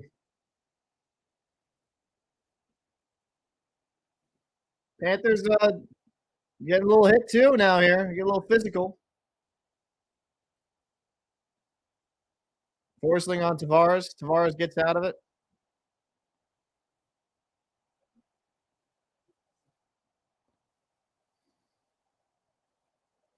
So offensive face-off here for the Maple Leafs.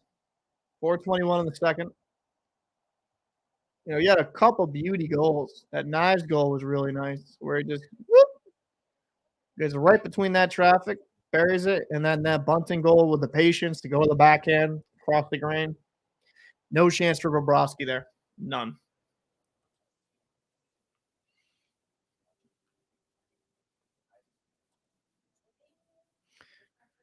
So hopefully the Leafs are feeling a little bit. Leaf fans feel a little bit more confident, feeling good. That's a big thing. You want some confidence there. Leafs are definitely, especially the second half of this period, man, have been really good. They've been the better team. They look a little bit more confident ever since that Knives goal. They're really taking it to the Panthers. Even physically, they got some big hits. Luke Shen, Riley, taking out Tkachuk, taking out some major players. You got to like what you're seeing here by the fight from the Leafs.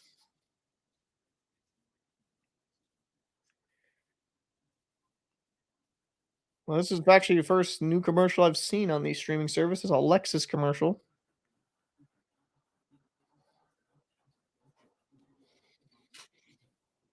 How's everyone feeling, though? Everyone feeling pretty good about what's going on, or what's going on? What are you guys doing?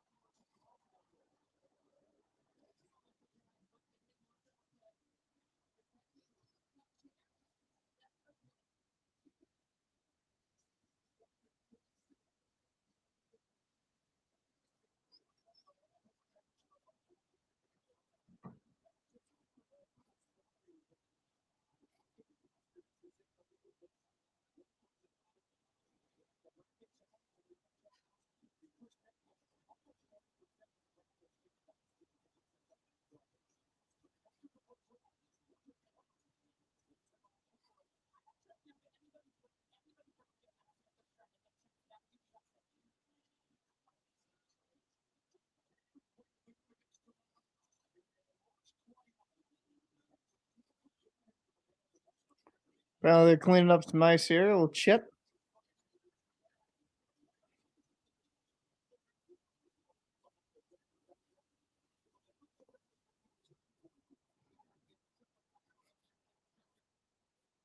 Oh, weird play here. Florida getting possession. Tkachuk with patience back here. Doesn't get through. Forsling here at the point, all the way around. Got to see a response here from Florida. Toronto's been taken to him the whole game. This whole half of the period. Marner here on Forsling. Forsling bodies off Marner, throws him down.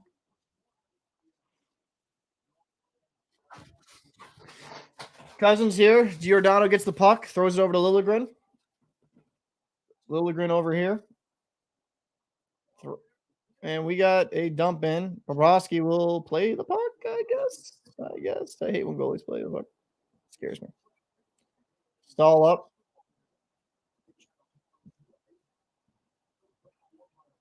Duclair. Oh, okay. Offside. I thought so. Duclair looked a little bit ahead. So 3 minutes and 26 seconds left in the second period. Oh, that was a bad change. That's why that created that, huh?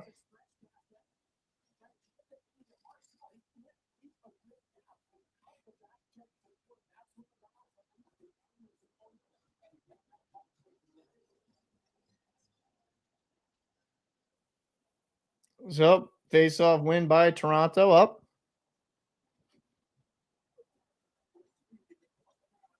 Yeah, it's Dallas versus Kraken's the only other game tonight. Yep. That's going to be icing.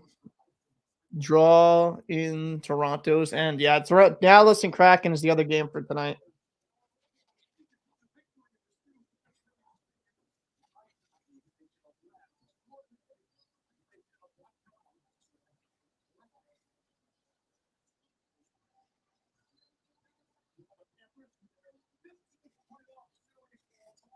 Lundell wins the draw. Back to small. Montour.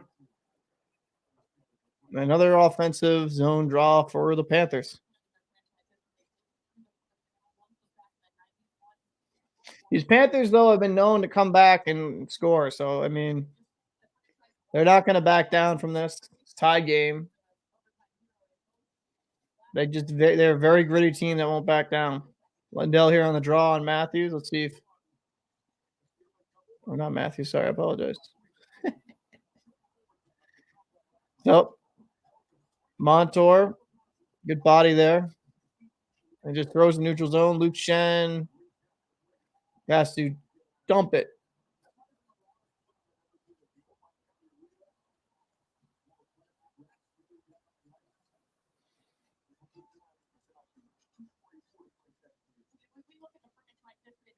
Face off just outside of Florida zone. 2:44 here in the second period. Really impressed by the Leafs, man. They bounced back. Showing some fight here. Taking it to the Panthers here in the second period.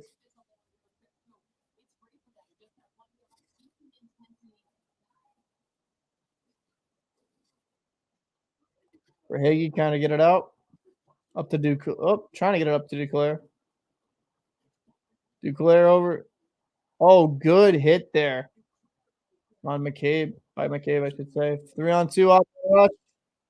Good play there. Good defensive play. Verhaeghe. Goal! Verhaeghe with the snipe, man. You cannot let him behind you. Verhaeghe made people pay last series against the Bruins. Great play there. Great pass. Verhaeghe gets right behind the Toronto defense. This man has scored 40. You can't give him this much time and space. And Toronto was having a good little sequence here. Duclair with a good heads-up play. Just nips it past Samsonov. That's, come on. You can't let your goalie be facing a breakaway in the postseason, especially against a prolific goal scorer like that. Like I said, these Panthers won't back down. 3-2.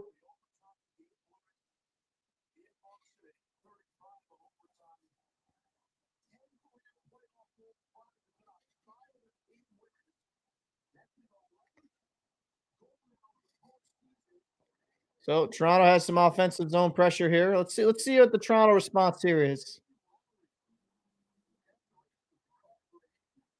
Tkachuk rides him off here. Cousins cycles it down low. Bennett to Tkachuk. Chucks throws it down. All the way back down. Bennett lets it go. Forsling keeps it in. Back down low. Looks like we're just shooting it around the boards here. Ekblad pinches and you got to be careful here. Marner had some time and space. And Bobrovsky just puts it in nowhere, no man's land. Forsling here will get possession. Forsling getting some skating, getting going. Off of Liljegren there. Lundell on the forecheck. Reinhardt. Oh, bad. Almost a bad turnover. Oh, Florida gets the puck, and then they lose it right back. Yarncrook gets it back. Florida on the forecheck here. Lundell. Back to the point. Montour. Florida will be completely fine getting those long point shots. They have the guys that have quality scoring opportunities with tips and stuff. That's what I got to like about Florida's game. And this is icing. 36.6 seconds left in the second period.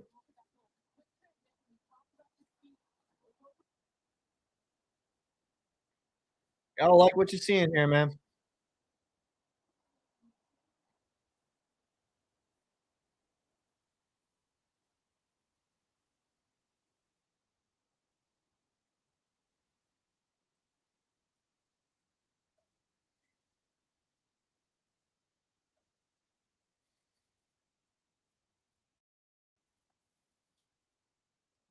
Oh, Nylander coming in, dancing. Great defensive stick there by Montour. 23 seconds. Oh, good block there. Toronto's looking to get some before the end of the second period. Nylander at the point. Throws it on net. Barkov up the wall. In Florida, Verhaeghe's on his horse here. 8 seconds. Oh, bad turnover. Oh, Duclair couldn't get that. He actually had a good opportunity. 1 second left. So 3-2, Florida. They had 2-0 lead. Toronto comes back to tie it off of Knives. Beautiful Knives goal and a beautiful goal by Bunting. And they wouldn't die. They would not die. Verhaeghe alone nips it past Samsonov. 3-2. So, it's been a good one here. Been a good one. Can't complain too much. Just good quality hockey. Good quality hockey. So, Leafs fans, how you feeling? Panther fans as well. I saw a couple Panther fans in here as well. How you feeling about this game thus far? Just gonna be interesting to see how things go.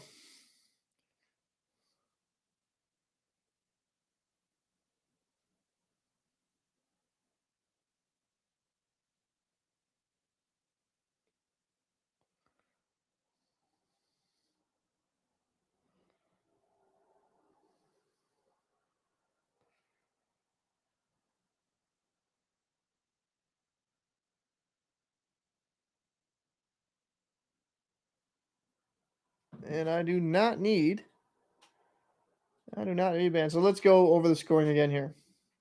Second period was full scoring. We had 4 goals, 2 from each team. We had a Sam Bennett goal.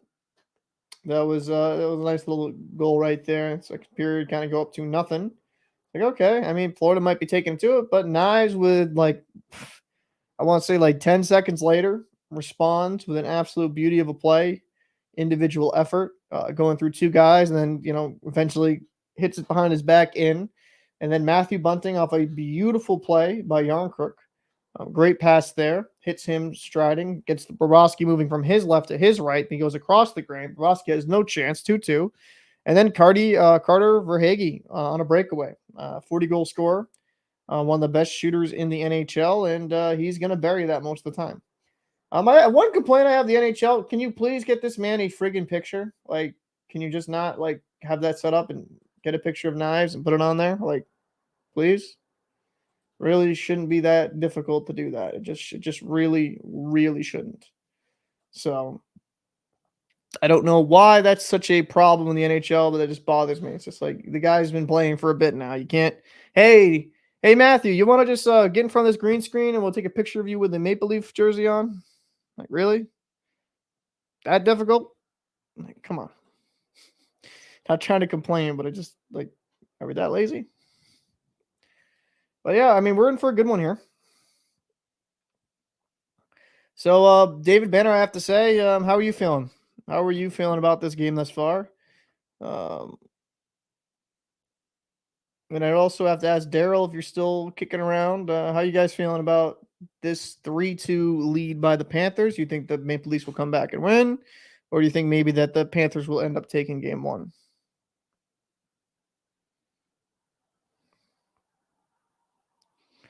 But, I was impressed. I think the Leafs had a good surge there in the second period. I think that for overall, I think the Maple Leafs were the better team in that second period.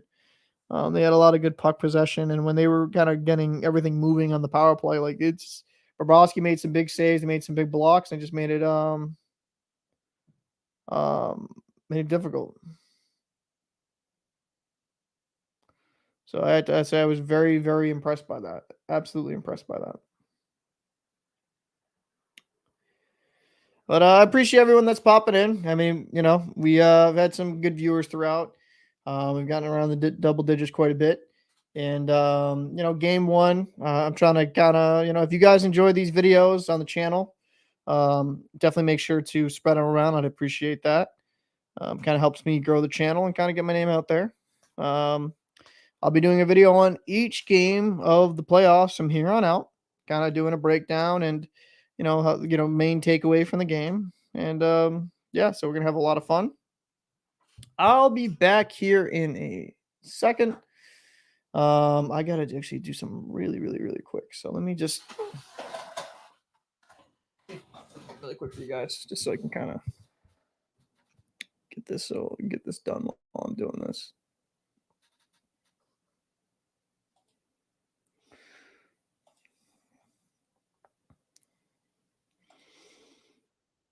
All right, so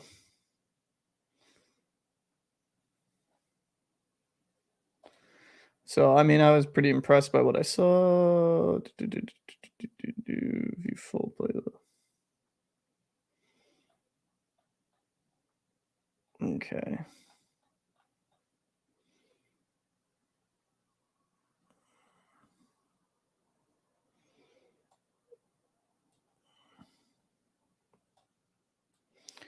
I'm gonna actually have a couple things play here.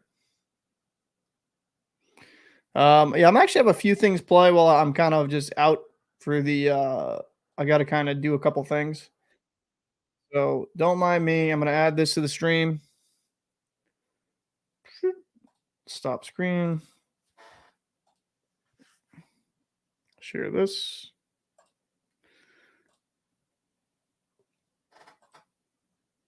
I'll be back shortly. I just kind of need to get this crap done.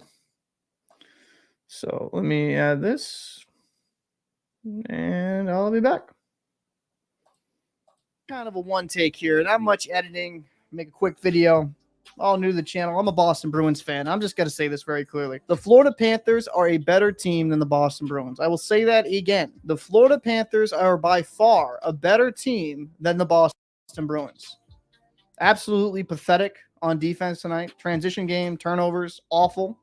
Florida capitalized on all the terrible chances. And you know what I saw from Florida that I really liked? When they got down a goal, they persevered. They found a way. They always got back into the game. Really good. Can't complain. Now they had some mental lapses like that Saka to DeBrusque when they were on the power play, that shorthanded goal the Bruins scored. That was backbreaking, but did they get upset and get flustered? No. Literally scored on that same power play to tie the game back up. The regular season is absolutely great. Don't get me wrong. That's a cool record, but in this postseason, the Boston Bruins have not been good. They are not a good team. They have been playing piss poor. Their puck control is absolutely terrible. I would say their offensive prowess besides this game has been kind of lackluster. And Florida has been fantastic. Matthew Tkachuk is the best player in this series.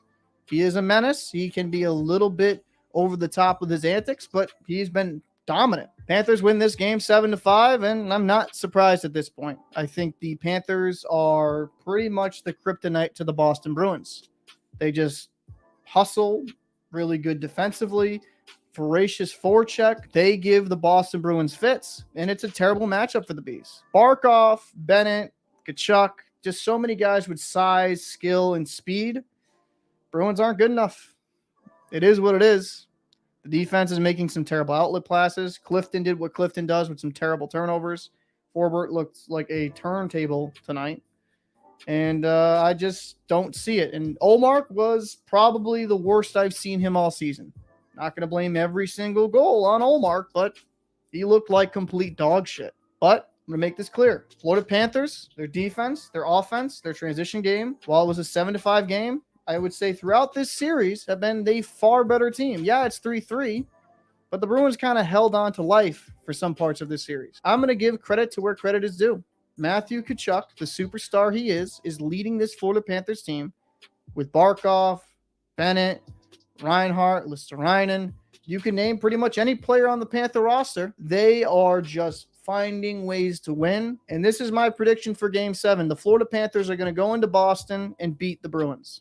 I just don't see it from Boston. It's a Game 6. It's a second time to eliminate the Panthers. Still very careless with the puck. They look disinterested at times. Just lackadaisical with the pucks. And the Panthers, they're hungry and they want it. And they have skilled players on this team that are playing far better than the Bruins players. So that's my breakdown for this game. The Bruins are on the precipice of having the greatest choke job in NHL history. I'll see you in the next one. And the Florida Panthers have done it. They won Game 5 in Boston. So the Toronto Maple Leafs finally get to the second round. This was an absolute beauty of a game. Very tight, very close checking to start off. And let's just get into the goals. Auston Matthews would get a nice one-timer here on this rotation. No chance for Vasilevsky. He just buries this top shelf. 1-0 Toronto. And then 4:11 into the third period, Steven Stamkos off a rebound would bang this home past Samsonov. And let's be honest here. It's 1-1. You go to overtime. You know, Leaf fans are already kind of panicking because are they going to let this slip away from them again? And nope. John Tavares on a spin around shot would beat Vasilevsky, and the Toronto Maple Leafs will be advancing to the second round. This Leaf team is just a different animal from previous iterations. I have liked what I saw from the Leafs from most games through this series. Sort of poetic that John Tavares, kind of a much maligned guy within their own fan base, gets the game winner. The guy is a fantastic player, has been for a very long time. And I'm just really happy for Leafs fans, man. They deserve this. They have gone through so much crap, so much BS throughout the years. And for them to finally break through, I just genuinely mean this. You guys deserve it. Going into the second round, I'm not going to want to face the Maple Leafs, whether it be Florida or Boston. The Maple Leafs finally got that monkey off their back. That is what this team needed. This is going to instill confidence for them going forward. There has never been a doubt about the talent, especially offensively when it came to the Toronto Maple Leafs. It was just the mental part of their game where they kind of had some letdowns. But finally, getting into the second round, we could be looking at a Leafs team that has a good shot of winning a Stanley Cup. Not trying to put the cart before the horse here, but you give this talented team confidence, it is going to be scary to watch. Thought it was interesting they went with 11 forwards and 7 defensemen. It worked out. Kind of intrigued to see if they'll do that going forward. But again, congratulations to Leafs fans. You deserve it. I'm Captain Paul. I'll see you in the next one. John Tavares! They finally caught lightning in a bottle!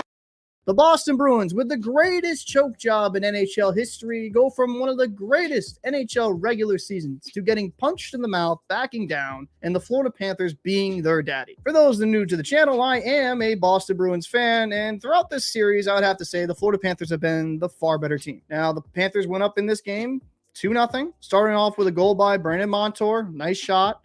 Then Sam Reinhart would follow up with a good wrist shot. And it looked kind of bleak for the Bruins, but David Krejci on a nice one-timer on a power play would make it 2-1. Tyler Bertuzzi on a tip off of Orlov's shot would score another goal with 55 seconds into the third period, tying this game up 2-2. And the Bruins would not be done. A few minutes later, David Pastrnak, nice juicy rebound off a Brandon Carlo shot, would bury home a rebound to score his 5th of the series. And then with a minute left in regulation, who else but Brandon Montour to bury this past Jeremy Swayman? 3-3, we're going to overtime. And let's just see this goal right here. 8:35 into overtime. Verhaeghe snipes it past Swayman. Florida Panthers advance, and the Boston Bruins are out in the first round. Now, we saw this in 2019 with the Tampa Bay Lightning, so it's not completely unprecedented. But I have to admire how well these Florida Panthers played. Matthew Tkachuk, Brandon Montour, Verhaeghe, a lot of their depth players as well played a game that was the kryptonite to the Boston Bruins, and they were the better team. The better team does move on. The Florida Panthers showed the grit that the Bruins just didn't have. When they faced adversity, they didn't quit, and they found ways to win. Whereas when the Bruins faced adversity themselves, they backed down and cowered, and the moment was just far too big for them. And now we're going to be seeing a Florida Panthers versus Toronto series. Now, some Leafs fans in my live stream were saying that the Leafs are going to sweep. The Panthers have a lot of talent.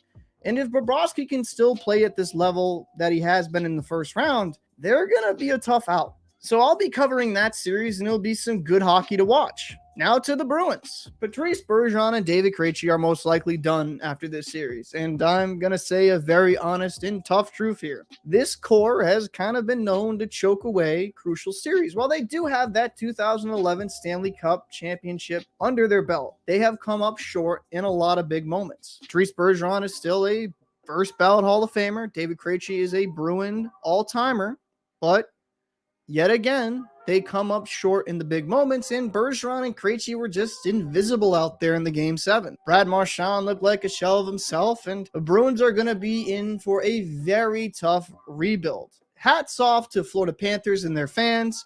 They played a tremendous series and really were the better team. I'd be interested to hear your thoughts down below in the comment section. I'm Captain Paul, and I'll see you in the next one. But the Panthers are pretty sure they've done it and knocked off the Bruins in overtime in Game 7. So the Avalanche and the Seattle Kraken, Game 7, everything up for it. Who will pass into the next round? And well, Grubauer had a lot to say in this series. He was absolutely fantastic. Big saves here on McKinnon. Seattle will start the score on Bjorkstrand behind the goal line on a weird bounce off someone's stick. Then Meyer's shoulder and over Georgiev. That is a rough way to start the scoring, but Grubauer on the other side would be a brick wall. Bjorkstrand wants a legit one here, coming in with some speed, forehand shot, right past glove side on Georgiev. That is a beauty of a goal. Seattle goes up 2-0, and they're looking pretty good here. Here at the point, one-timer, big save by Grubauer. But McKinnon would not be denied off a one-timer, beats Grubauer clean, and Rantanen is credited for this goal. I guess it went off his pants legs. 2-1. And McKinnon tie it up here at 2-2. But wait, not so fast. No goal due to offside. It's a 2-1 game. Avalanche would keep testing here, and Grubauer just kept rising to the occasion. I was really impressed with how he played. 2-1 would be the final. The Seattle Kraken advanced to the next round of the Stanley Cup Finals for the first time in their history. This was a fantastic series, and I'd have to say, Grubauer was the reason why the Kraken played so well. He channeled what he did a couple seasons ago with the Colorado Avalanche. He was absolutely fantastic, and I feel good for him. He had such a rough regular season with a sub-900 save percentage. For him to come in here and pull off the numbers that he did with a 926 save percentage is just impressive. On the flip side, I feel a little bit bad for Georgiev. He might get blamed by some people within the fan base in Colorado. Well, you did it with Kempfer last year. Georgiev didn't live up to expectations. I mean, let's be honest. First-time starter, a 914 in the postseason. He was not the reason why you guys lost. Defensive breakdowns and, quite honestly, some wonky goals went in against him. Just a little bit of bad luck. Future is still bright with the Avalanche. You have all the superstars in the world with Rantanen, Makar, McKinnon. If they can properly infuse younger players on cheaper contracts, I could see them right back into the postseason, obviously, next season, if not going far further to challenge for a Stanley Cup. But let's talk about this Kraken. This is historic for this franchise, their first playoff series win. They don't have that superstar on this team, but it kind of goes to show the top seed and the lower seed in the postseason, it's probably not as far of a gap in talent as we expect. Yes, they don't have that superstar, but they have a bunch of guys that are hardworking, gritty, and willing to really do anything to win.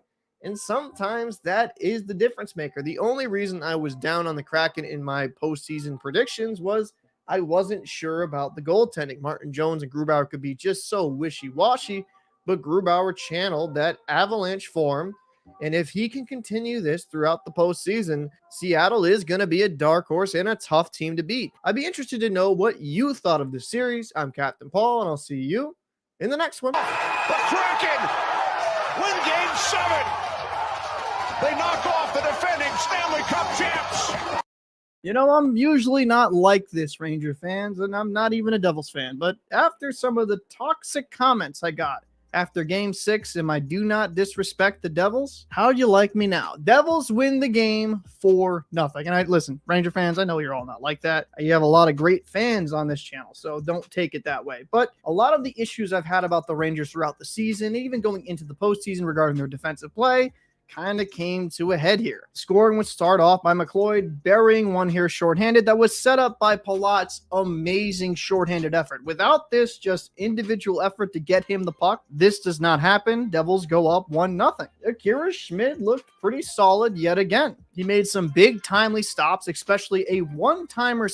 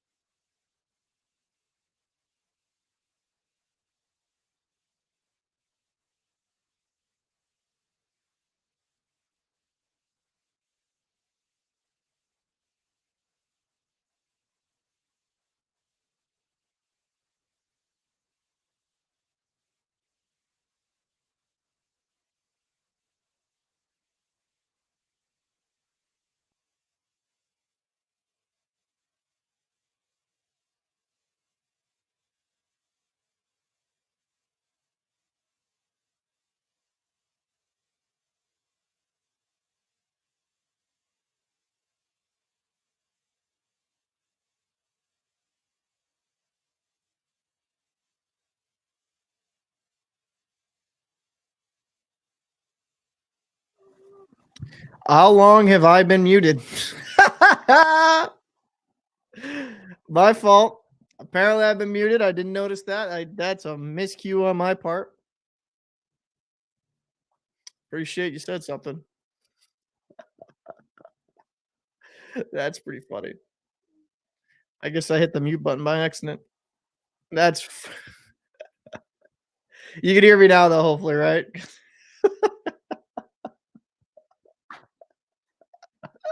Matthews, the face off. Okay. So Marner throws it in front. Duclair will get the puck. I'm sorry. I'm just gonna laughing at that. I don't believe I went for my bathroom break. I was probably just talking to myself for the last 8 minutes. So Riley will get it up. Nice soft dump off the glass, and they will reset. Stahl throw it up to Montour. Montour up to Verhaeghe. Verhaeghe across. Trying to hit Barkov, streaking. And good shot by Barkov. Rebound there by Samsonov. Verhaeghe was all over him. Ooh, Tkachuk lost an edge there on the apron of the net. Good hit there by Verhaeghe. Panthers they're very good at taking time and space away. You know, they really are. They just really good forecheckers. And it like their star players like Tkachuk play that heavy style that I think just kind of energizes the rest of his team. It's not like, if his star players aren't involved in that physical play, maybe it doesn't really translate, but this guy really does get play on the edge and plays a heavy physical game that's hard to defend against. Oh, a little bit of rush here. Stahl shoots it a little bit wide here. Reinhardt, point. Gudis got it. Ooh, redirected here. A little too high. Stahl gets possession. Delphine. White here. Stahl. Liljegren battling the puck. Come on, guys, move it. Stahl here. Back. And good. And the Leafs get it out. But hey, White will dump it right back in. Stahl using his big frame. Throws it in front. Big save there by Samsonov. That was a big save there. Stahl really stayed out there. That was smart. Bigger guy. Hard to deal with. That's a heavy load. Ekblad. Oh, he gets burnt. But Nylander can't really take advantage of it. Panthers, good help defense. Delph here, up. Mundell throws it deep in pursuit on TJ Brody. TJ Brody gets it up to McCabe. McCabe up here to Camp, and Camp will lose it. And it goes back into the Toronto end. 10-13 here in the third period. Good play here. Dumps it off. Ooh, can't get it clean. Montour will get it here, get it past. Good, smart hockey player there. Tkachuk with a lob here in the neutral zone. Panthers are really good at that. Cousins, and they will be going for a line change. 9:53 here in the third. Panthers are really smart. That's such a smart way to, like, when you guys just need a quick change. Soft dump here by Duclair. Using that neutral zone high lob really is such an intelligent play. Verhaeghe here to Duclair. Duclair, oh, good play there by Knives. Bats it down. Duclair using his physicality, getting around. Ekblad throws it around. Barkov here on Marner. Gets the puck. Oh, throws it up. And just a little bit too high. Misplayed here at the line, but he'll eventually get it out. And we're going for a line change. Verhaeghe almost had something there. 9-10 here in the third period. Yeah, I really like what I'm seeing. If I'm a Panther fan, Knives coming in. They throw it down. Forsling back up here to the point. Giordano, ooh, good. So, save there by Bobrovsky. I don't think he really saw that, though. Lundell up here. Listerainen trying to skate for it, and that's icing. So offensive zone draw here for the Maple Leafs with 8:47 in the third period.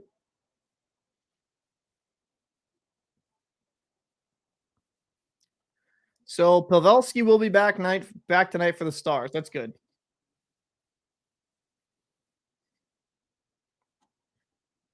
That's good for the Stars. That's a good back. So 8:47 here left in the third period.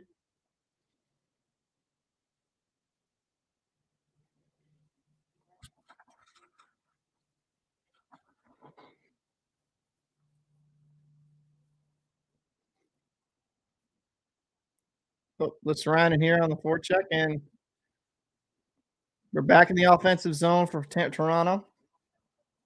Big save by Bobrovsky. Tkachuk gets that rebound. And we're going for a line change here. 18-25 in the third period. DJ Brody up to O'Reilly. O'Reilly gets met there by Tkachuk.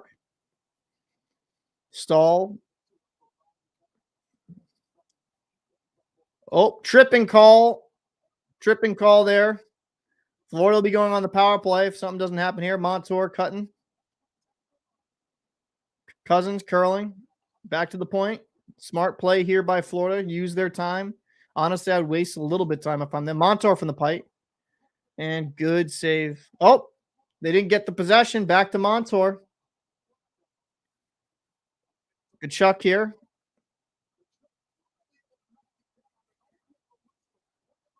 Wow, they didn't blow that dead. I'm actually kind of surprised. Good Chuck. Montour. Big blast. Montour from the point. I mean, Montour has been like, he's been a monster in this postseason. 4-2 Florida. What a rifle of shot.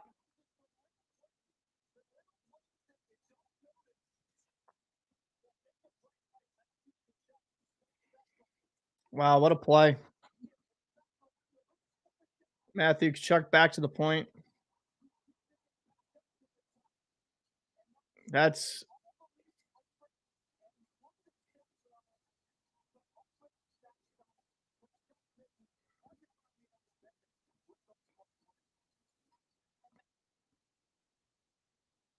wow. 6th goal of the playoffs. Montour has been an absolute monster. Absolute monster. So 4-2 Panthers. Still time here on the clock. Ekblad.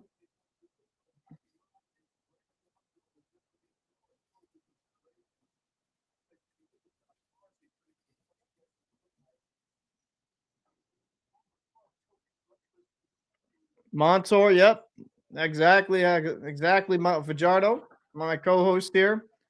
Montour is just an absolute fucking specimen at the point. That guy is so good. His next contract, even if he's going to be over 30, he's going to see an increase. Like, there's no way this guy stays for this cheap. So, got to be impressed by Florida, though. This guy, Verhaeghe here on the forecheck on Duclair coming into. Forcing up.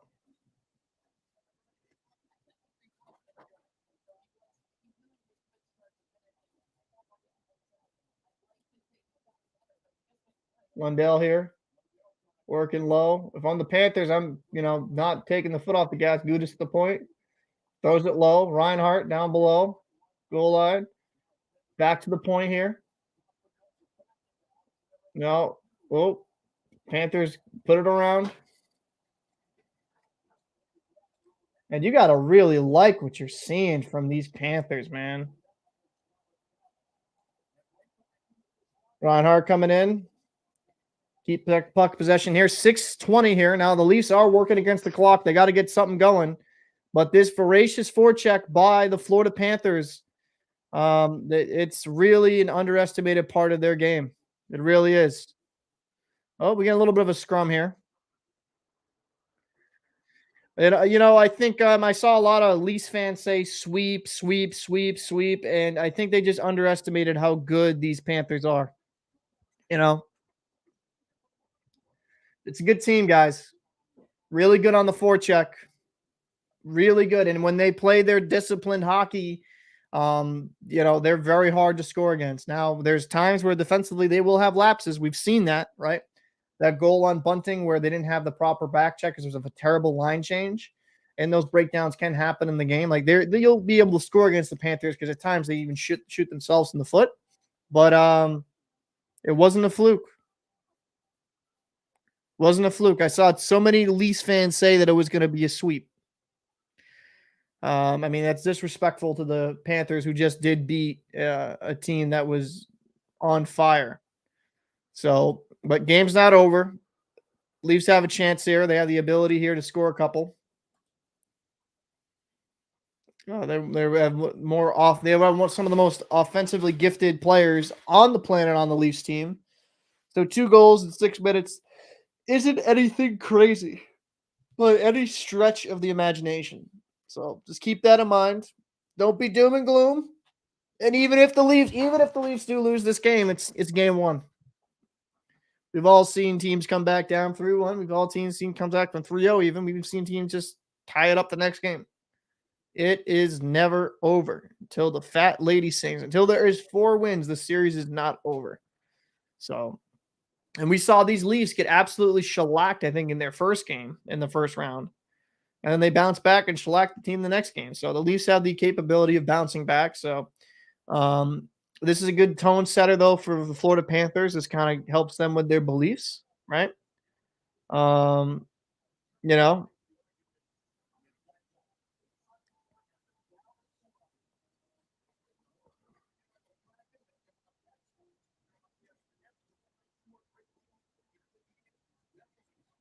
so we're back from commercial.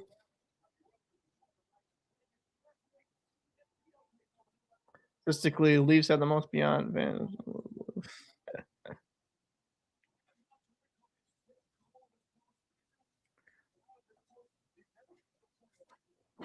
So this is his first year. He's actually scored a playoff goal. This is hilarious. This guy Montour has been an absolute monster. So face off here, 6-12 here in the third period. Win here. Tkachuk will gather. Driving to the net to Bennett. Oh, good save by Samsonov. Still loose. Riley will get it. That was a good play by Tkachuk. Good recognizing that Bennett will be on the back door. Good jump here. Bennett shot. The Panthers are not going to just rest on that 2-goal lead. That's what I like to see. Marner here. He's bothered by Matthews. Oh, good poke check by Bobrovsky. That was a good stick. Life with Denna. I appreciate you popping in. Leafs are a really good team. I think they'll be fine. Even if they lose this game, this is gonna a series that goes the distance. This is gonna be a good series. So don't lose the faith. This is coming from a Bruins fan. I saw, I should lose faith, I guess. Both of these are quality teams. Icing here by Florida, and with 5:06 in the third period, we're going to be going to the wire here. Leafs have the ability to score a couple. They definitely have that offensive capability. They're showing this draw here by Tkachuk. And this was such a good, smart recognition by Bennett, just keeping his stick low. That actually almost banked right off of. Did that just almost bank off Samsonov? Oh, yeah, he was trying to shoot there on Samsonov on the back. He almost got that in. Yeah, Tkachuk, man, he's a smart player. Duclair coming in here with speed. Throws it on net. Barkov down low to Duclair. Duclair over here to Verhaeghe. Verhaeghe throwing it down low to Duclair. Lets it go. Point here. Ekblad back down low to Duclair. Duclair gets puck possession. Verhaeghe gets it. Over here to the point. Oh, rebound.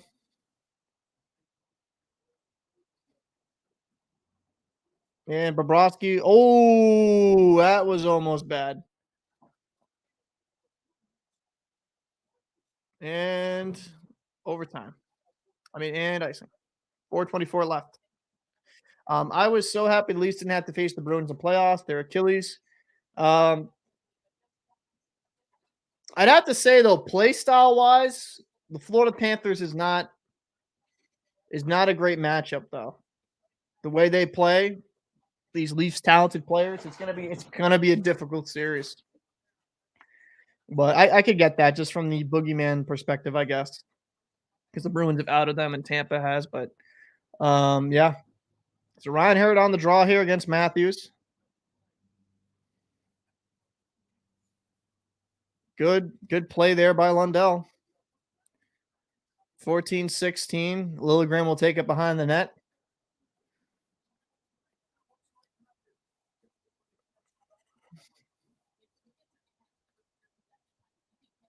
So Stahl back up here. Lundell. I mean, the Panthers are doing a really good job of kind of keeping it in the Leafs end. 350. Leafs trying to get a clean entry here.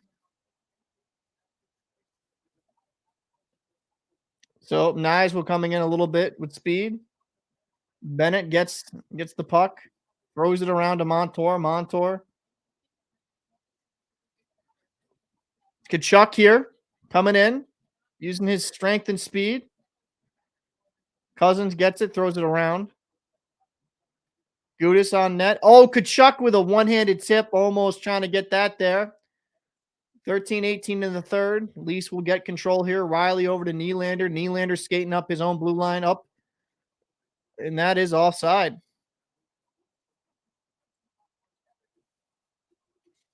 So they're going to be looking to pull Samsonov here.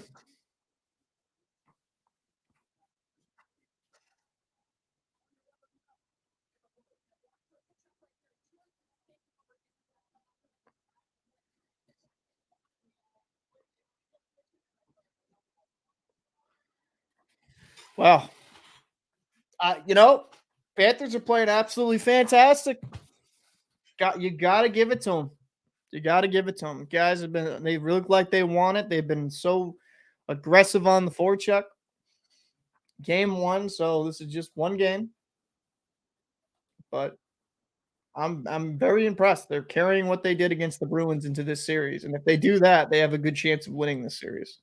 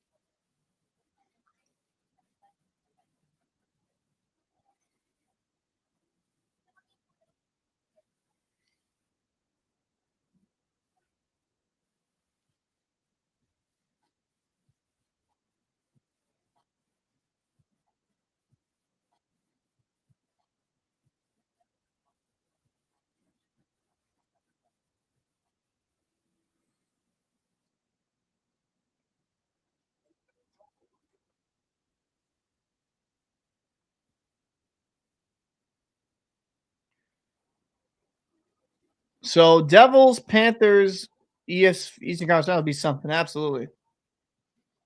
Absolutely.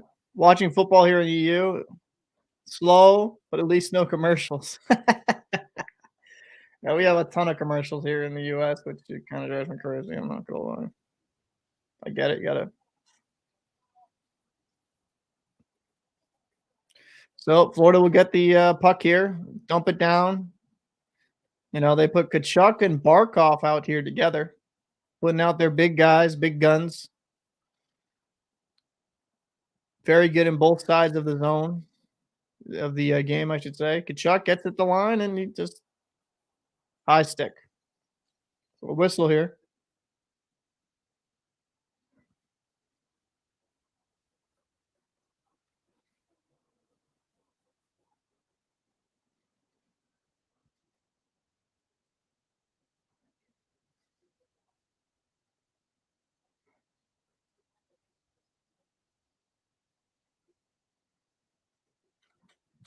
So it's going to be a face-off in Florida zone. 90% are car commercials. I know, right? Like I already have a car. I'm good. I do miss the Canadian Tire condone piston brakes. That's funny. Oh, Florida. Oh, big save there. Toronto's here. Riley over. Marner trying to get a shot through. Forsling. Now, Toronto's been really good at scoring late. 6-on-4, goalie pulled. So they got to, they have a good chance here. O'Reilly down low on Forsling. Ekblad. Matthews. Riley to Matthews. Big save. Oh, Florida can't get it out. That's not good. You can't keep letting these skilled players of Toronto just play with it. Big block there by Ekblad, Sam Bennett. No icing. Marner up to Tavares. They'll try to get it in. Gudis here. Physicality play here. No icing. Minute 40. We're getting up against it here. Marner coming in with a little bit of speed. Over the red line, drops it. Drops it over to Yarncrook. Yarncrook over to over to Yarncrook, I should say. My apologies. Comp. And these Panthers, man, they're playing a tremendous game. Philip Martinez, good to see you here. Oh, 2-0. What a save by Bobrovsky. Big left pad save. Yarncrook coming in. Back to the point on Riley. Block shot. Not sure who that went off of. We got some good offensive zone pressure. Marner back to Matthews. Big save there by Bobrovsky. Bobrovsky's been playing pretty steady here. Big save by Bobrovsky. Bobrovsky's been playing good, man. He's playing good, making some big saves. Like, these are not easy shots he's stopping here. And the goals that he let in tonight were not on him at all. At all. This guy he's really channeled that inner Bobrovsky. What an electric save right there. Explosive push from his right to his left. Bunting tries to get that back door. On most goalies, on a toe save on Nylander. On most goalies, that's a goal. On most goalies, that's a goal. That's what you've been seeing, since he's come in late. He's really kind of been locked in. Big save, 49.9 seconds here. Toronto calls a timeout, trying to get something going.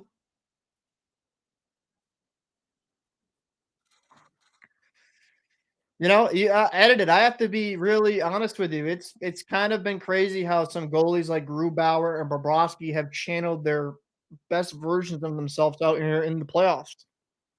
So, it's been a lot of fun to watch. Obviously kind of sucks for us Bruins fans, but seeing these guys play absolutely phenomenal, it's been good. I would actually say this is the sharpest he's looked all playoffs. He's made some really big saves. So Tavares here wins the draw. Riley down low to Matthews. Bobrovsky's down with no stick. They got to get a shot here. He has no stick. What a save. Without a stick, makes the big old glove save. 37 seconds left.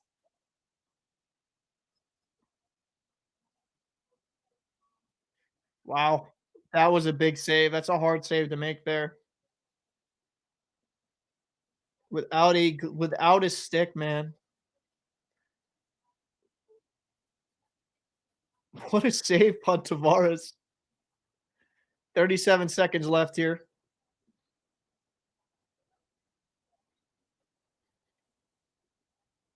Wow.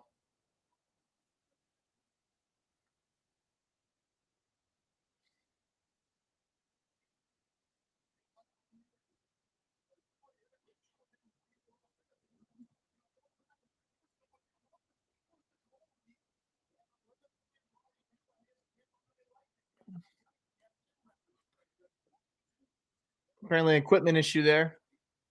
We got hurt, I guess.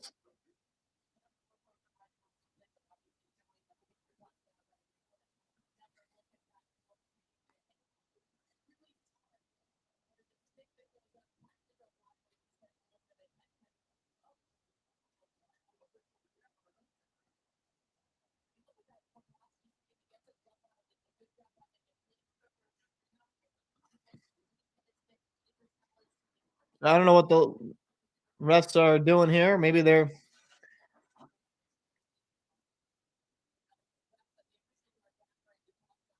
Yeah, I wish I could show the stream for you, Jeremy.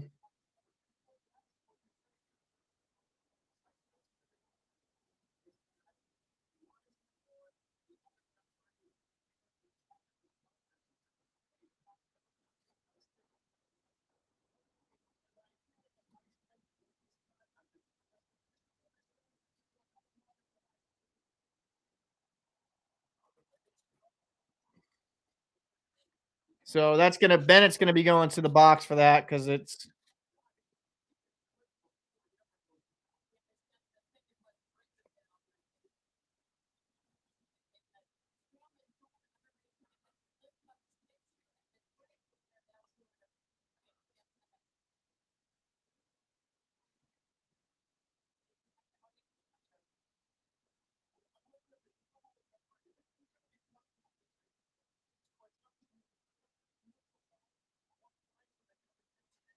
that's crazy.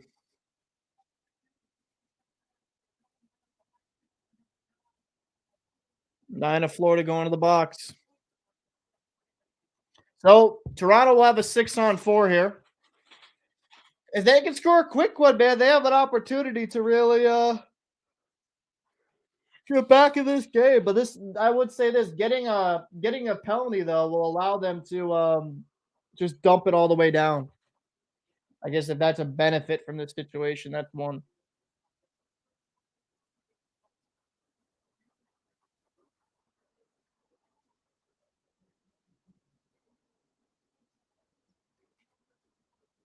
Here, good win by Florida.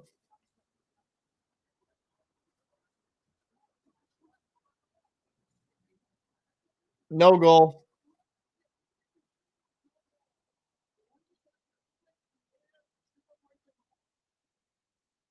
No, it's game one. Sorry, did I say game 7? I must have said that by mistake if I meant that.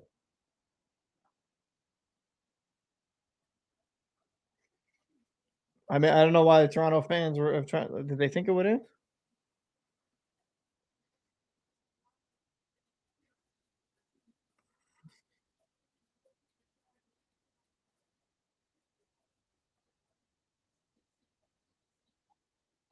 Good save there by Bobrovsky, 29 seconds. That did not go in the net. I don't know why they were celebrating.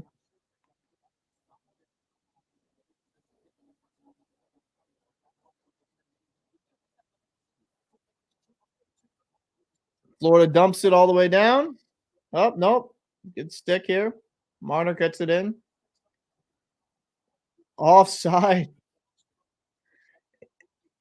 18 seconds left.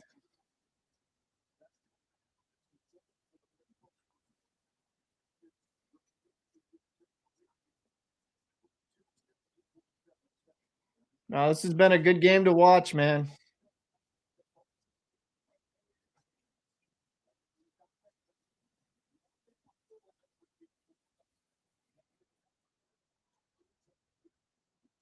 Tavares in the slot. Good defensive play there by Gudis. 9 seconds left here. Good stick. And the Florida Panthers will be taking this victory out. 4-2 win for the Panthers. This is a big one. Going in Toronto, punching them in the mouth. Yeah, they look like the better team most this game. I got to say, I'm extremely impressed. Bobrovsky played really well. Really good game by him. This is a big win. Absolute big win for the Florida Panthers. Kind of keep building that confidence. So, goal scorers on the night will be Nick Cousins getting the first one, Stan Bennett, then Matthew Knies, Michael Bunting, and then the game-winning goal is going to be going to Carter Verhaeghe on a breakaway where he nipped it glove side off Samsonov. And Brandon Montour would continue his dominance this postseason and add another. Shots on goals, 36-28 in favor of the Maple Leafs. Face-offs 52-48, which did not feel like that. On the power play, the Panthers only got 0 for 1. Maple Leafs got 4. Panthers out hit the Maple Leafs 47-36. 13-8 block in favor of the Leafs, and giveaways were more by the Leafs in favor of 12-10. Big game. Really liked what I saw. If you are a Panther fan, it shows that they can kind of stay with the Maple Leafs. This whole notion that it was going to be an easy game, that it was going to be sweep was a little foolish. I saw from some Leaf fans. These guys are some good players here, the Panthers. They have some top-end talent, and we saw that tonight. And I would say even though Matthew Tkachuk doesn't get a goal, he's involved in a couple of them, gets a couple assists here, right? 1, 2, 3 assists on the night. Matthew Tkachuk was a force out there. Like I said, he can be a load to handle. But this is only game 1. The Leafs have a good opportunity to bounce back. They have proven they have the ability to bounce back, but Yeah, Florida was the dominant team in this one. I'm going to be making a video myself on this really shortly, so stay tuned on that one. So, if you enjoyed this stream, make sure to come back for tomorrow. I will be covering another NHL game. I'm Captain Paul. Big thank you for everyone that's watching along with me, and I'll see you in the next one.